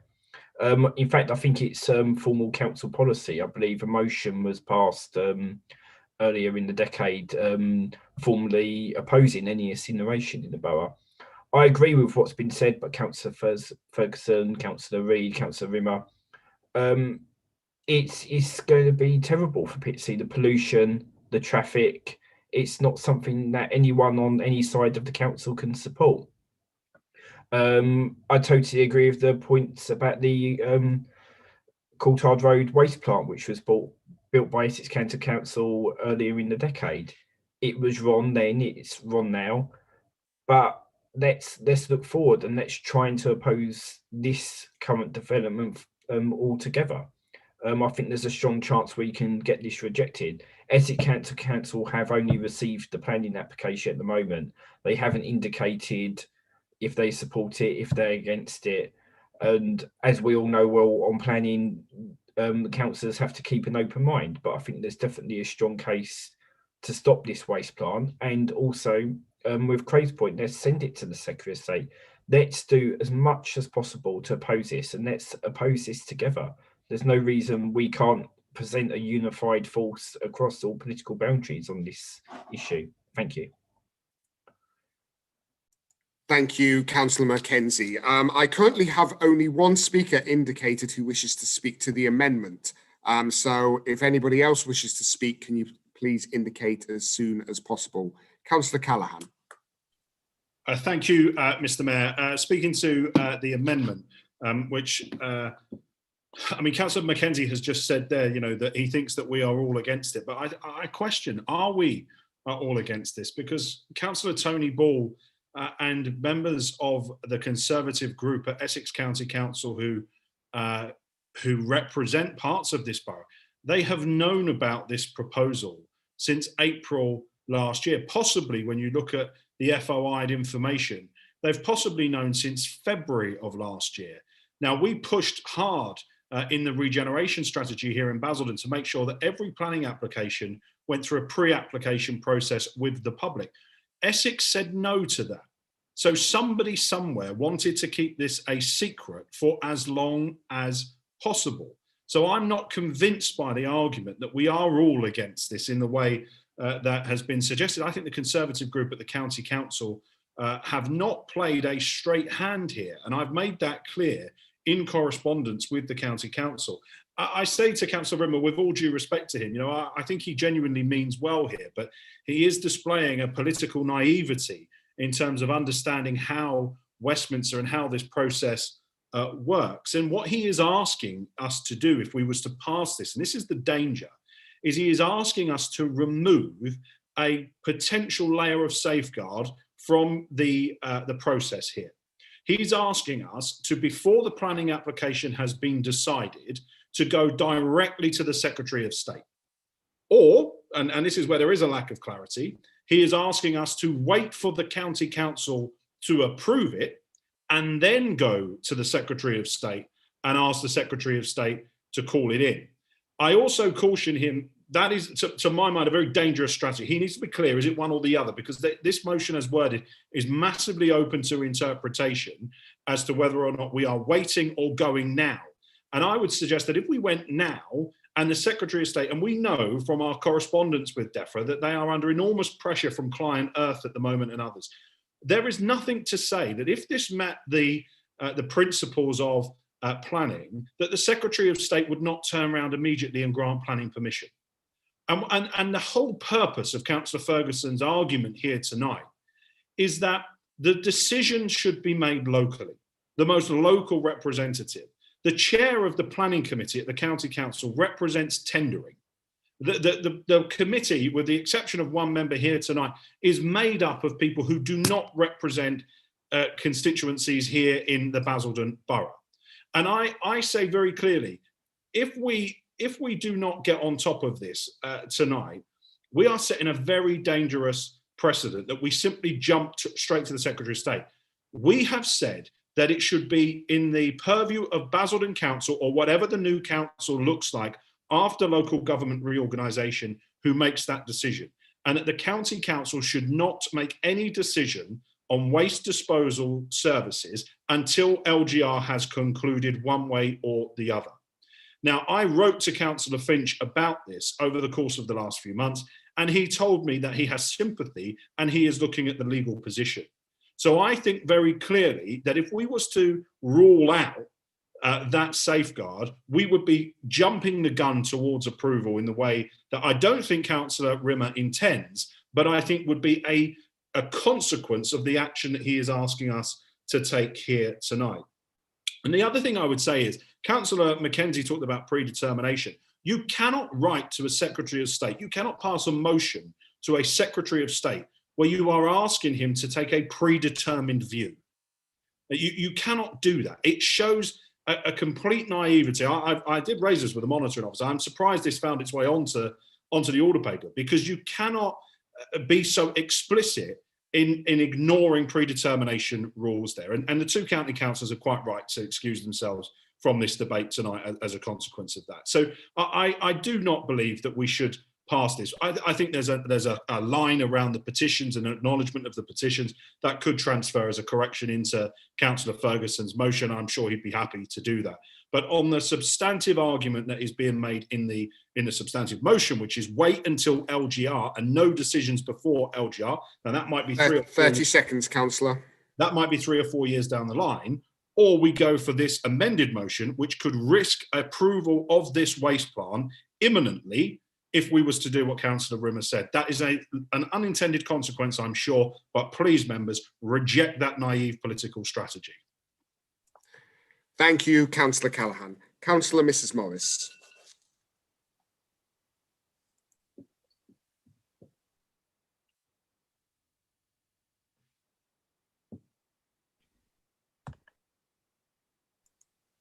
We can hear you. Oh, we could hear you.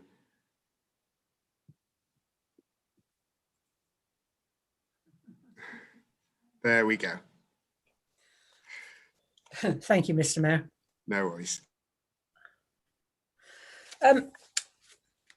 Councillor Ferguson's original motion certainly provides a great deal of points for this council to consider. And I'd like to suggest to you, Mr. Mayor, that under the circumstances, any councillor who wishes to do the motion justice and address all of these points will find it difficult to do so with the current 5 minutes that are allowed. That being the case, I would ask you to give leeway to councillors who may find it difficult not to exceed the 5 minute limit. But back to the motion. Mr. Mayor, Councillor Ferguson has been the chairman of planning in this council for the past year, so he will be well aware that the proposals mentioned in this motion are from an independent company, not the county council, as is inferred in certain places. The county council are the authority which legally has to determine this application and has to do it in a predetermined timescale. I agree that heavy goods vehicle movements, air pollution, noise pollution, etc. are matters that the County Development and Regulation Committee, which is what it's called, should take into account these points when making this decision. But local government reorganisation is not and considered. And the reason for this is that reorganisation, as several members of this council have already mentioned, could take years, and planning decisions have to be expedited in short order. There is a timescale which is set for each type of application, and you have to determine in that period, as I'm sure that Councillor Ferguson is well aware. I also feel that this motion, as originally written, is designed to politicise the local planning process. And I thank Councillor Rimmer for his amendment by making this motion better and stronger. Thank you, Mr. Mayor. Thank you, Councillor Morris. Councillor Baggott.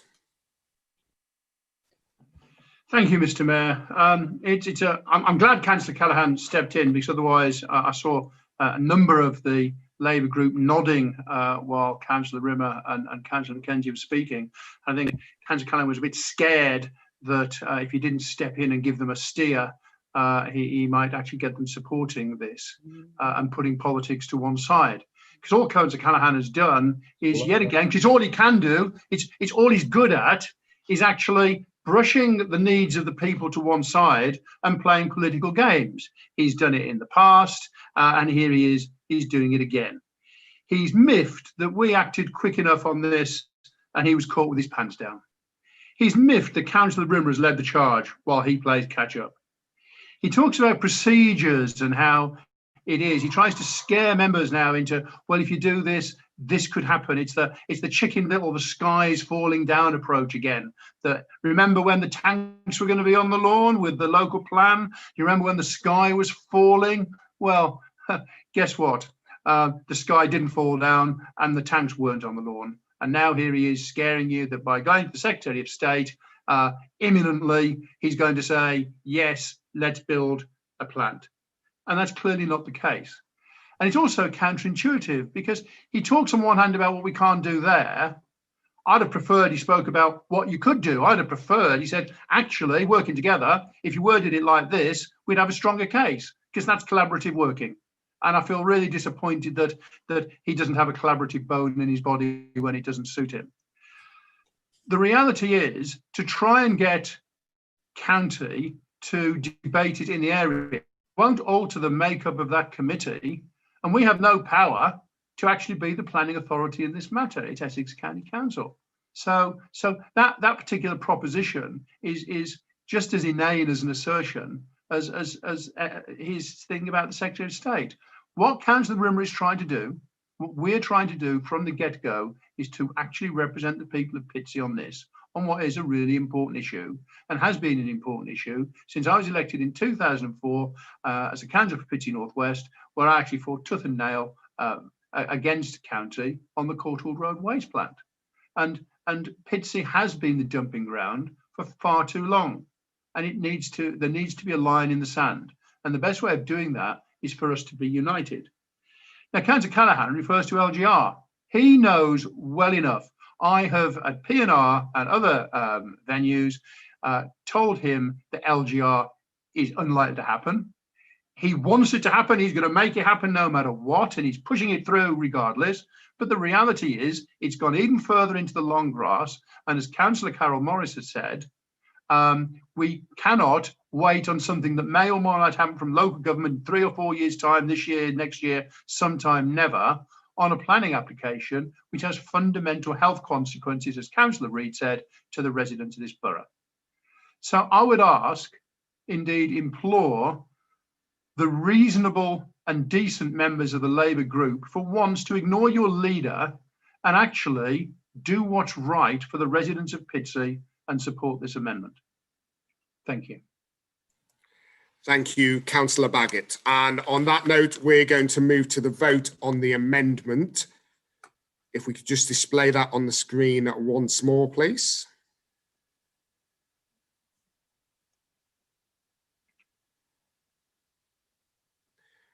While that's happening, Conservative members, if you can turn your cameras on, please.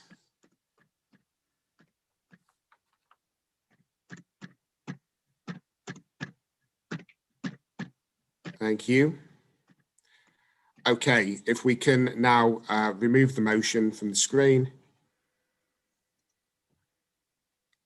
Okay, are all the Conservative members present and visible? Yes, they are. Councillor Baggott, how do the Conservative group vote?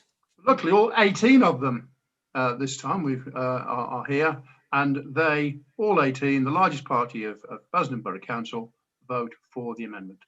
Unfortunately not, because Councillor Hillier and Councillor Henry have removed themselves from this. Oh, So well, there you go. 16. They would have 16. voted if they could have done. Indeed, indeed. So 16, if any Conservative members would like to vote differently, please show. Councillor Hillier, I'm guessing you're raising your hand to point out that you can't be included in the vote. Aye. Indeed. Good. Okay, thank you. Labour members, if you could turn your cameras on, please. Thank you. Councillor Callaghan, how did the Labour group vote? 15 Labour councillors vote against so that we don't get a waste plant quicker than it is. Thank you, Councillor Callaghan. Thank you. That's 15. Thank you. Independents, if you can turn your cameras on.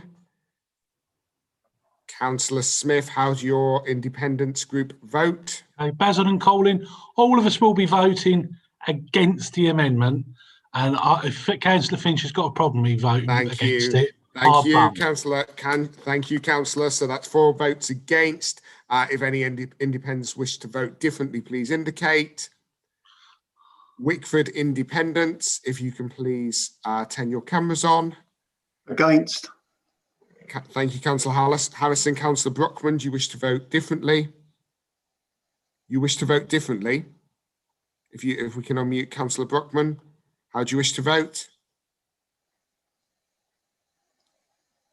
We can hear you, Councillor. Yeah, Wickford, Colin. I'm abstaining.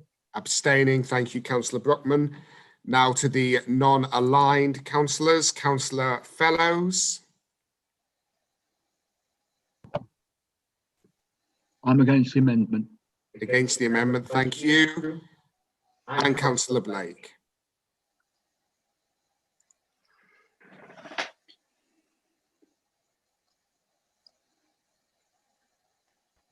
In favour. In favour. Thank you, Councillor Blake. One moment, please.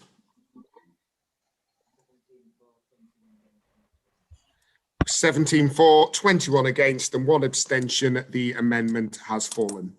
So we now move back to the substantive. We have just over 15 minutes left of the meeting before we hit the guillotine. We have Councillor Ansell, Mrs. Morris, Rimmer, Mackenzie, Smith, and Callaghan to speak. Some members have withdrawn from speaking. So let's move to Councillor Ansell. You have 5 minutes. Thank you, Mr. Mayor. I know there's a number of other members that wish to speak, so I'll be as concise as I can. First, I'd like to say thank you to Councillor Ferguson for getting this very important issue on the agenda tonight. And for the record, I'll say that I do also believe that Councillor Rimmer's amendment was, tabled with the best of intentions as well. And I agree with him and hopefully all the rest of the full council on the overall issue. I think the proposed waste incinerators will affect everyone in Pitsea and beyond for every resident in our borough. And I think therefore it's only right that Basildon Council sends a clear message to Clearaway on this issue. And I think that, Mr. Chairman, that message should be simple, that County Hall needs to dump Clearaway's plans and stop the waste incinerators.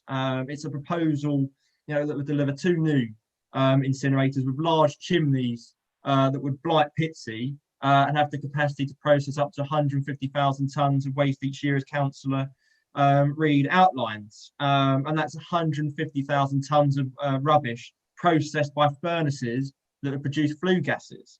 And needless to say, I'm seriously concerned about the potential harm that the proposed incinerators will have on the health of local people in Pitsea in particular. I think there's a very real prospect that sulphur dioxide and toxic ash could be released into the local atmosphere if the energy from waste process isn't managed properly. And let me say that again, Mr. Mayor. Pitsea residents, young and old, could be inhaling toxic air if this thing goes through. And I think it's no surprise that the experts from Imperial College London, I think very credible and respected academics who have investigated the energy from waste process, could not rule out for sure that an incinerator may slightly increase the risk of some specific birth defects. Which naturally begs the question, what kind of a person want to build this so close to a major hospital like Basildon Hospital? And I think if that's not bad enough, in order to feed these furnaces, it's up to 20 to 25 tonne HGVs will splutter through Pitsea day and night in order to service it. It's needless to say, I think it requires no explanation the damage that these juggernauts will do to our air quality, unless we forget, Mr. Chairman, there's still the very real danger that ministers in Westminster could impose a congestion charge on the A127 if air quality in our borough does not improve to a level that they see fit. I'd like to highlight that over the summer, I did put out my own petition. I know certainly Councillor Rimmer's petition was very well supported as well. It's my petition I put out to all the residents across my ward in Pitsea South East. And I'd like to say that I was, again, actually overwhelmed by the level of local support I had for my campaign to stop these incinerators. I think since June, it's around 350 residents in Pitsea have contacted me directly to voice their opposition to the proposal. And I think in the 2.5 years I've been fortunate enough to be on this council, in which time I've issued thousands and thousands of letters on various issues. I've seen nothing like the response I've had on this.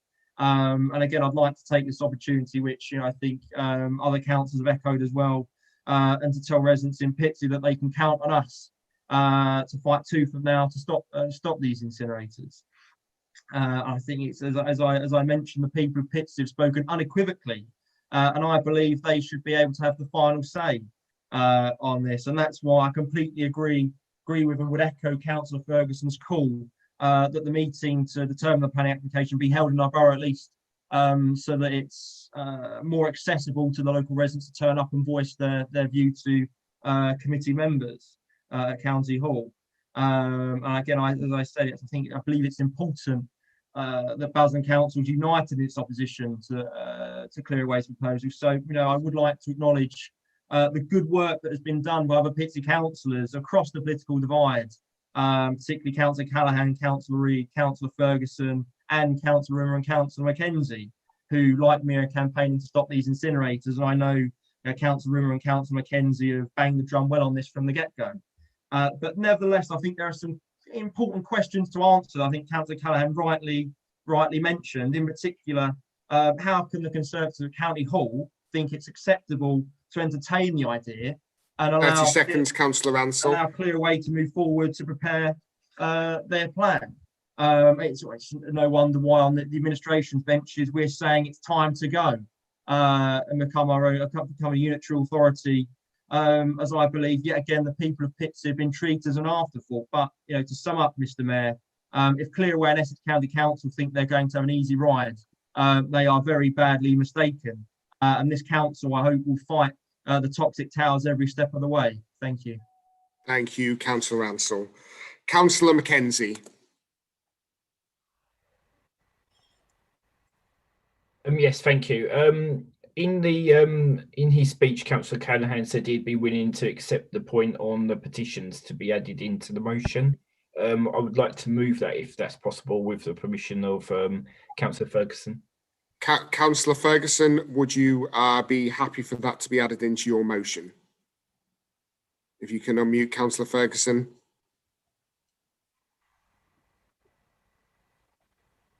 Thank you, Mr. Mayor. I was going to mention it when winding up, but I think it is only right and proper that we acknowledge the resident objections and the petitions that have been fought into this motion. So I will accept that. Thank you. Perfect. If all members are in agreement, we can do this without taking that to the vote to make that amendment. If anyone's not, then please show your hand. Perfect. Good. Councillor Mackenzie, did you have anything else to add?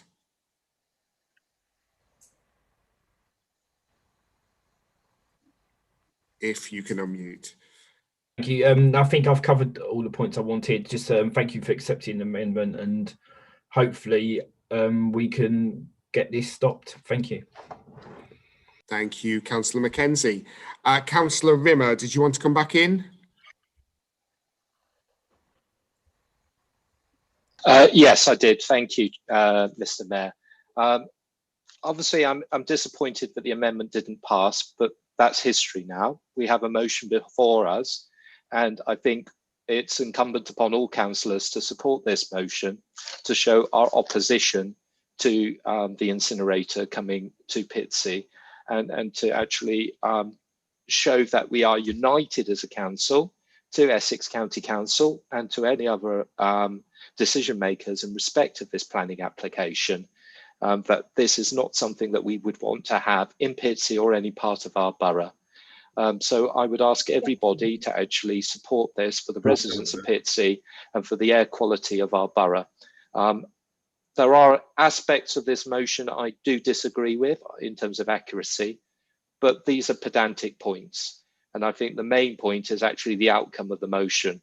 And the outcome of the motion is actually expressing our opposition and actually looking to action things that might end up in this Pitsea incinerator not being built in our borough. Thank you very much. Thank you, Councillor Rimmer. Councillor Smith, did you want to come in? Yeah, Councillor Smith. Thank you, Mr. Mayor.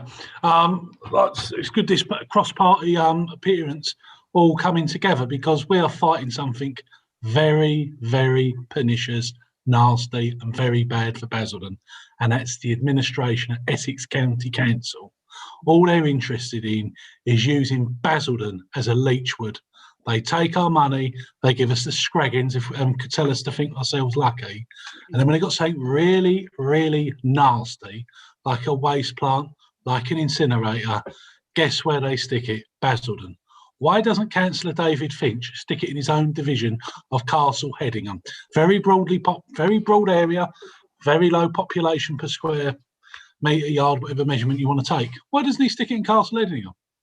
He wants to stick it in a borough with some of the worst health outcomes, one of the worst, an incinerator. The man's just crazy, absolutely crazy. And I hope next May that Councillor Finch and his little cronies are out of power. Maybe they could put Malcolm Buckley up. At least he'd stick up for Basildon as the new leader of Essex County Council. He wouldn't be daft enough to stick this waste plant in Basildon. And why is the County Council so hell-bent? Because they've got to get rid of the rubbish people can't recycle. They're not trying to work with people to come up with a sensible long-term solution to waste. They just think, oh, it's Basildon, just stick it on there. We'll take it. Not anymore. Not anymore. We ain't having it. And with regards to the petition, I thank Councillor Rimmer for mentioning my petition. That attracted over, it's now 2,533 signatures. And people put a stamp on those envelopes and returned. And do you know what Essex County Council said? Well, to me, when the first wave of petition slips returned to our pigeonhole at County Hall, can you stop using our pigeonhole? What a thing to say to a councillor running a democratic petition. They're running scared because they've not got an administration in charge of Basildon who's their lapdog and live in fear of Finch. So we should all band together, stand together, and we'll take down this wicked, evil regime. Councillor Smith, if I can just pause you for a second, I have a point of order. Councillor Baggott, point of order 15D. Is that someone trying to get selected for a seat at County Council elections? Just one moment. Councillor Baggott. Yeah, Mr. Mayor, there hasn't been a single word of the Councillor Smith there that is relevant to the motion or the amendment. Essex County Council, as he well knows, are not actually the people that are moving this. All they are the people that will deal with it if it comes to an application. Everything he said is therefore spurious, and we should be actually moving on with the actual debate itself. Continue, Councillor Smith. Thank you. Thank you. I can reclaim my time from that interruption. It sounds like someone trying to apply for a seat at the county council elections. But let's all stick together, work together, because as we saw with the Pitsea waste plant, Essex County Council covered up an asbestos leak, left our dust cart crews exposed to asbestos in the atmosphere. And Essex County Council sent an email to every single county councillor, but not an email to Councillor Callaghan, who was leader at the time, nor Scott Logan, our chief executive. I don't trust County Hall, and we got to break away as quick as we can. Let's band together and fight this wickedness and protect the borough from these wicked, evil ideas Essex County Council has, namely this incinerator. Thank you, Mr. Mayor. Thank you, Councillor Smith. And we are coming to the end of the meeting. I'll just remind councillors once more about the use of chat. Thank you. We will now move to the vote on the slightly amended motion, including that line from Councillor Rimmer's amendment. So, If I could ask all Conservative members to please turn on their cameras. Oh, sorry, apologies. Councillor Ferguson, I haven't called you to wind up. You have 5 minutes, Councillor Ferguson.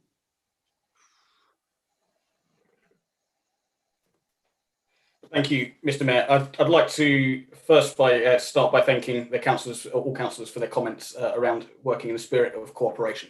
It is vital that we do all we can to stop this waste plant from taking place. As Councillor Reid and Councillor Ansell quite articulately pointed out, there is significant damages to people's health through the proposals that we see before us, and I thank them for their remarks.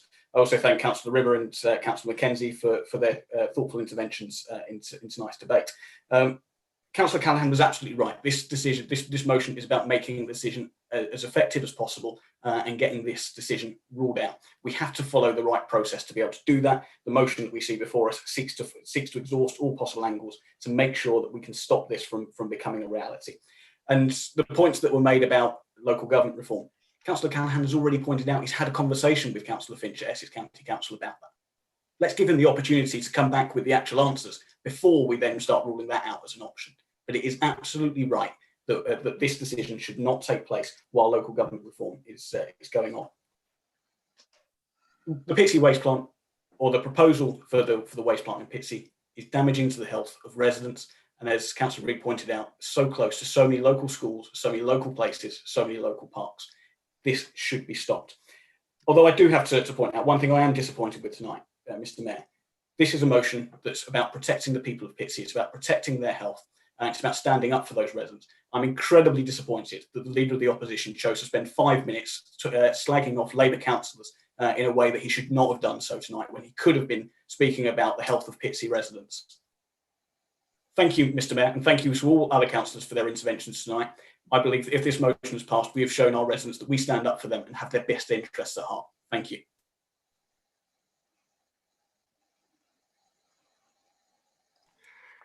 Okay, so we will now move to the vote. If all Conservative councillors could turn on their cameras. To remind you, we are voting on the motion as slightly amended with that line from Councillor Rimmers around the petitions. So, are all Conservative members present? Yes, they are. Councillor Baggott, how did the Conservative group vote? Unlike the Labour group, we are putting residents first and politics second and voting for the motion. For the motion. Thank you, Councillor Baggott. Do any Conservative members choose to vote differently? And just to be clear, Councillor Hillier and Councillor Henry, oh, they are voting on this one. No, they're not. Councillor Hillier and Councillor Henry are not voting on this one, so that's 16 votes. Labour members, if you can please turn on your cameras.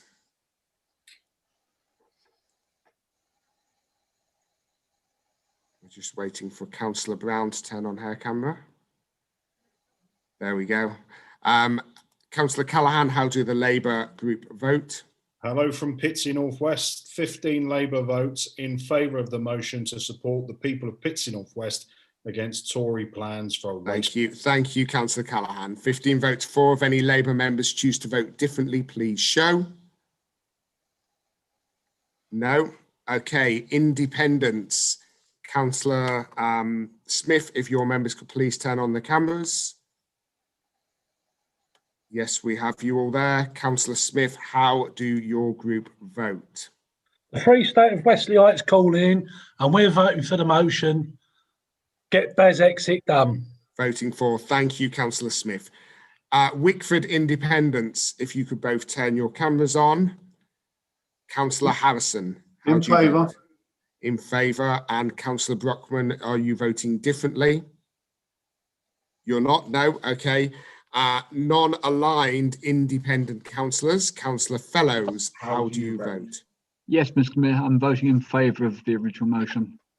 You're voting in favour. That's perfect. And last but not least, Councillor Buckley, how do you vote? Councillor Buckley, Blake, sorry. Blake. That's not a problem. He's a great man himself, as I am. So there you go. Being the councillor that possibly lives nearer to it than anybody else, I vote in favour of this. Thank you, Councillor Blake.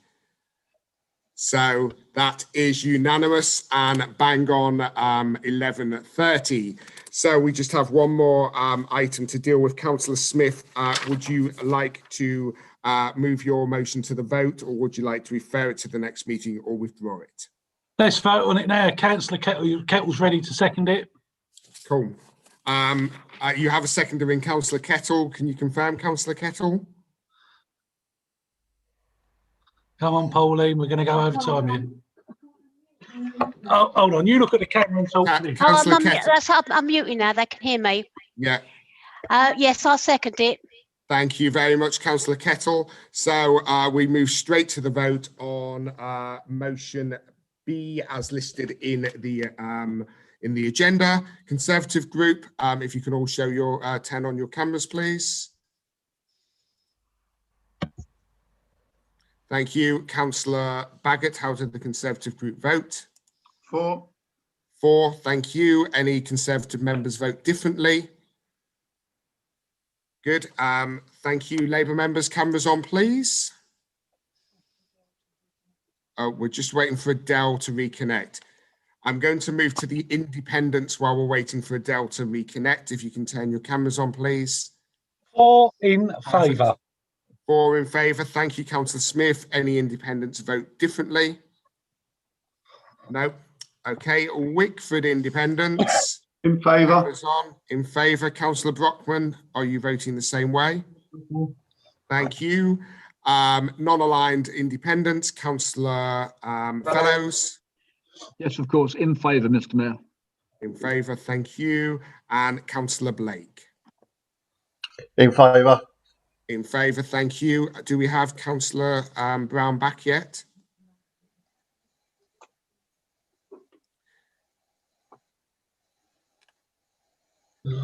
We should, sorry members, we'll just wait a moment for Councillor Brown to reconnect.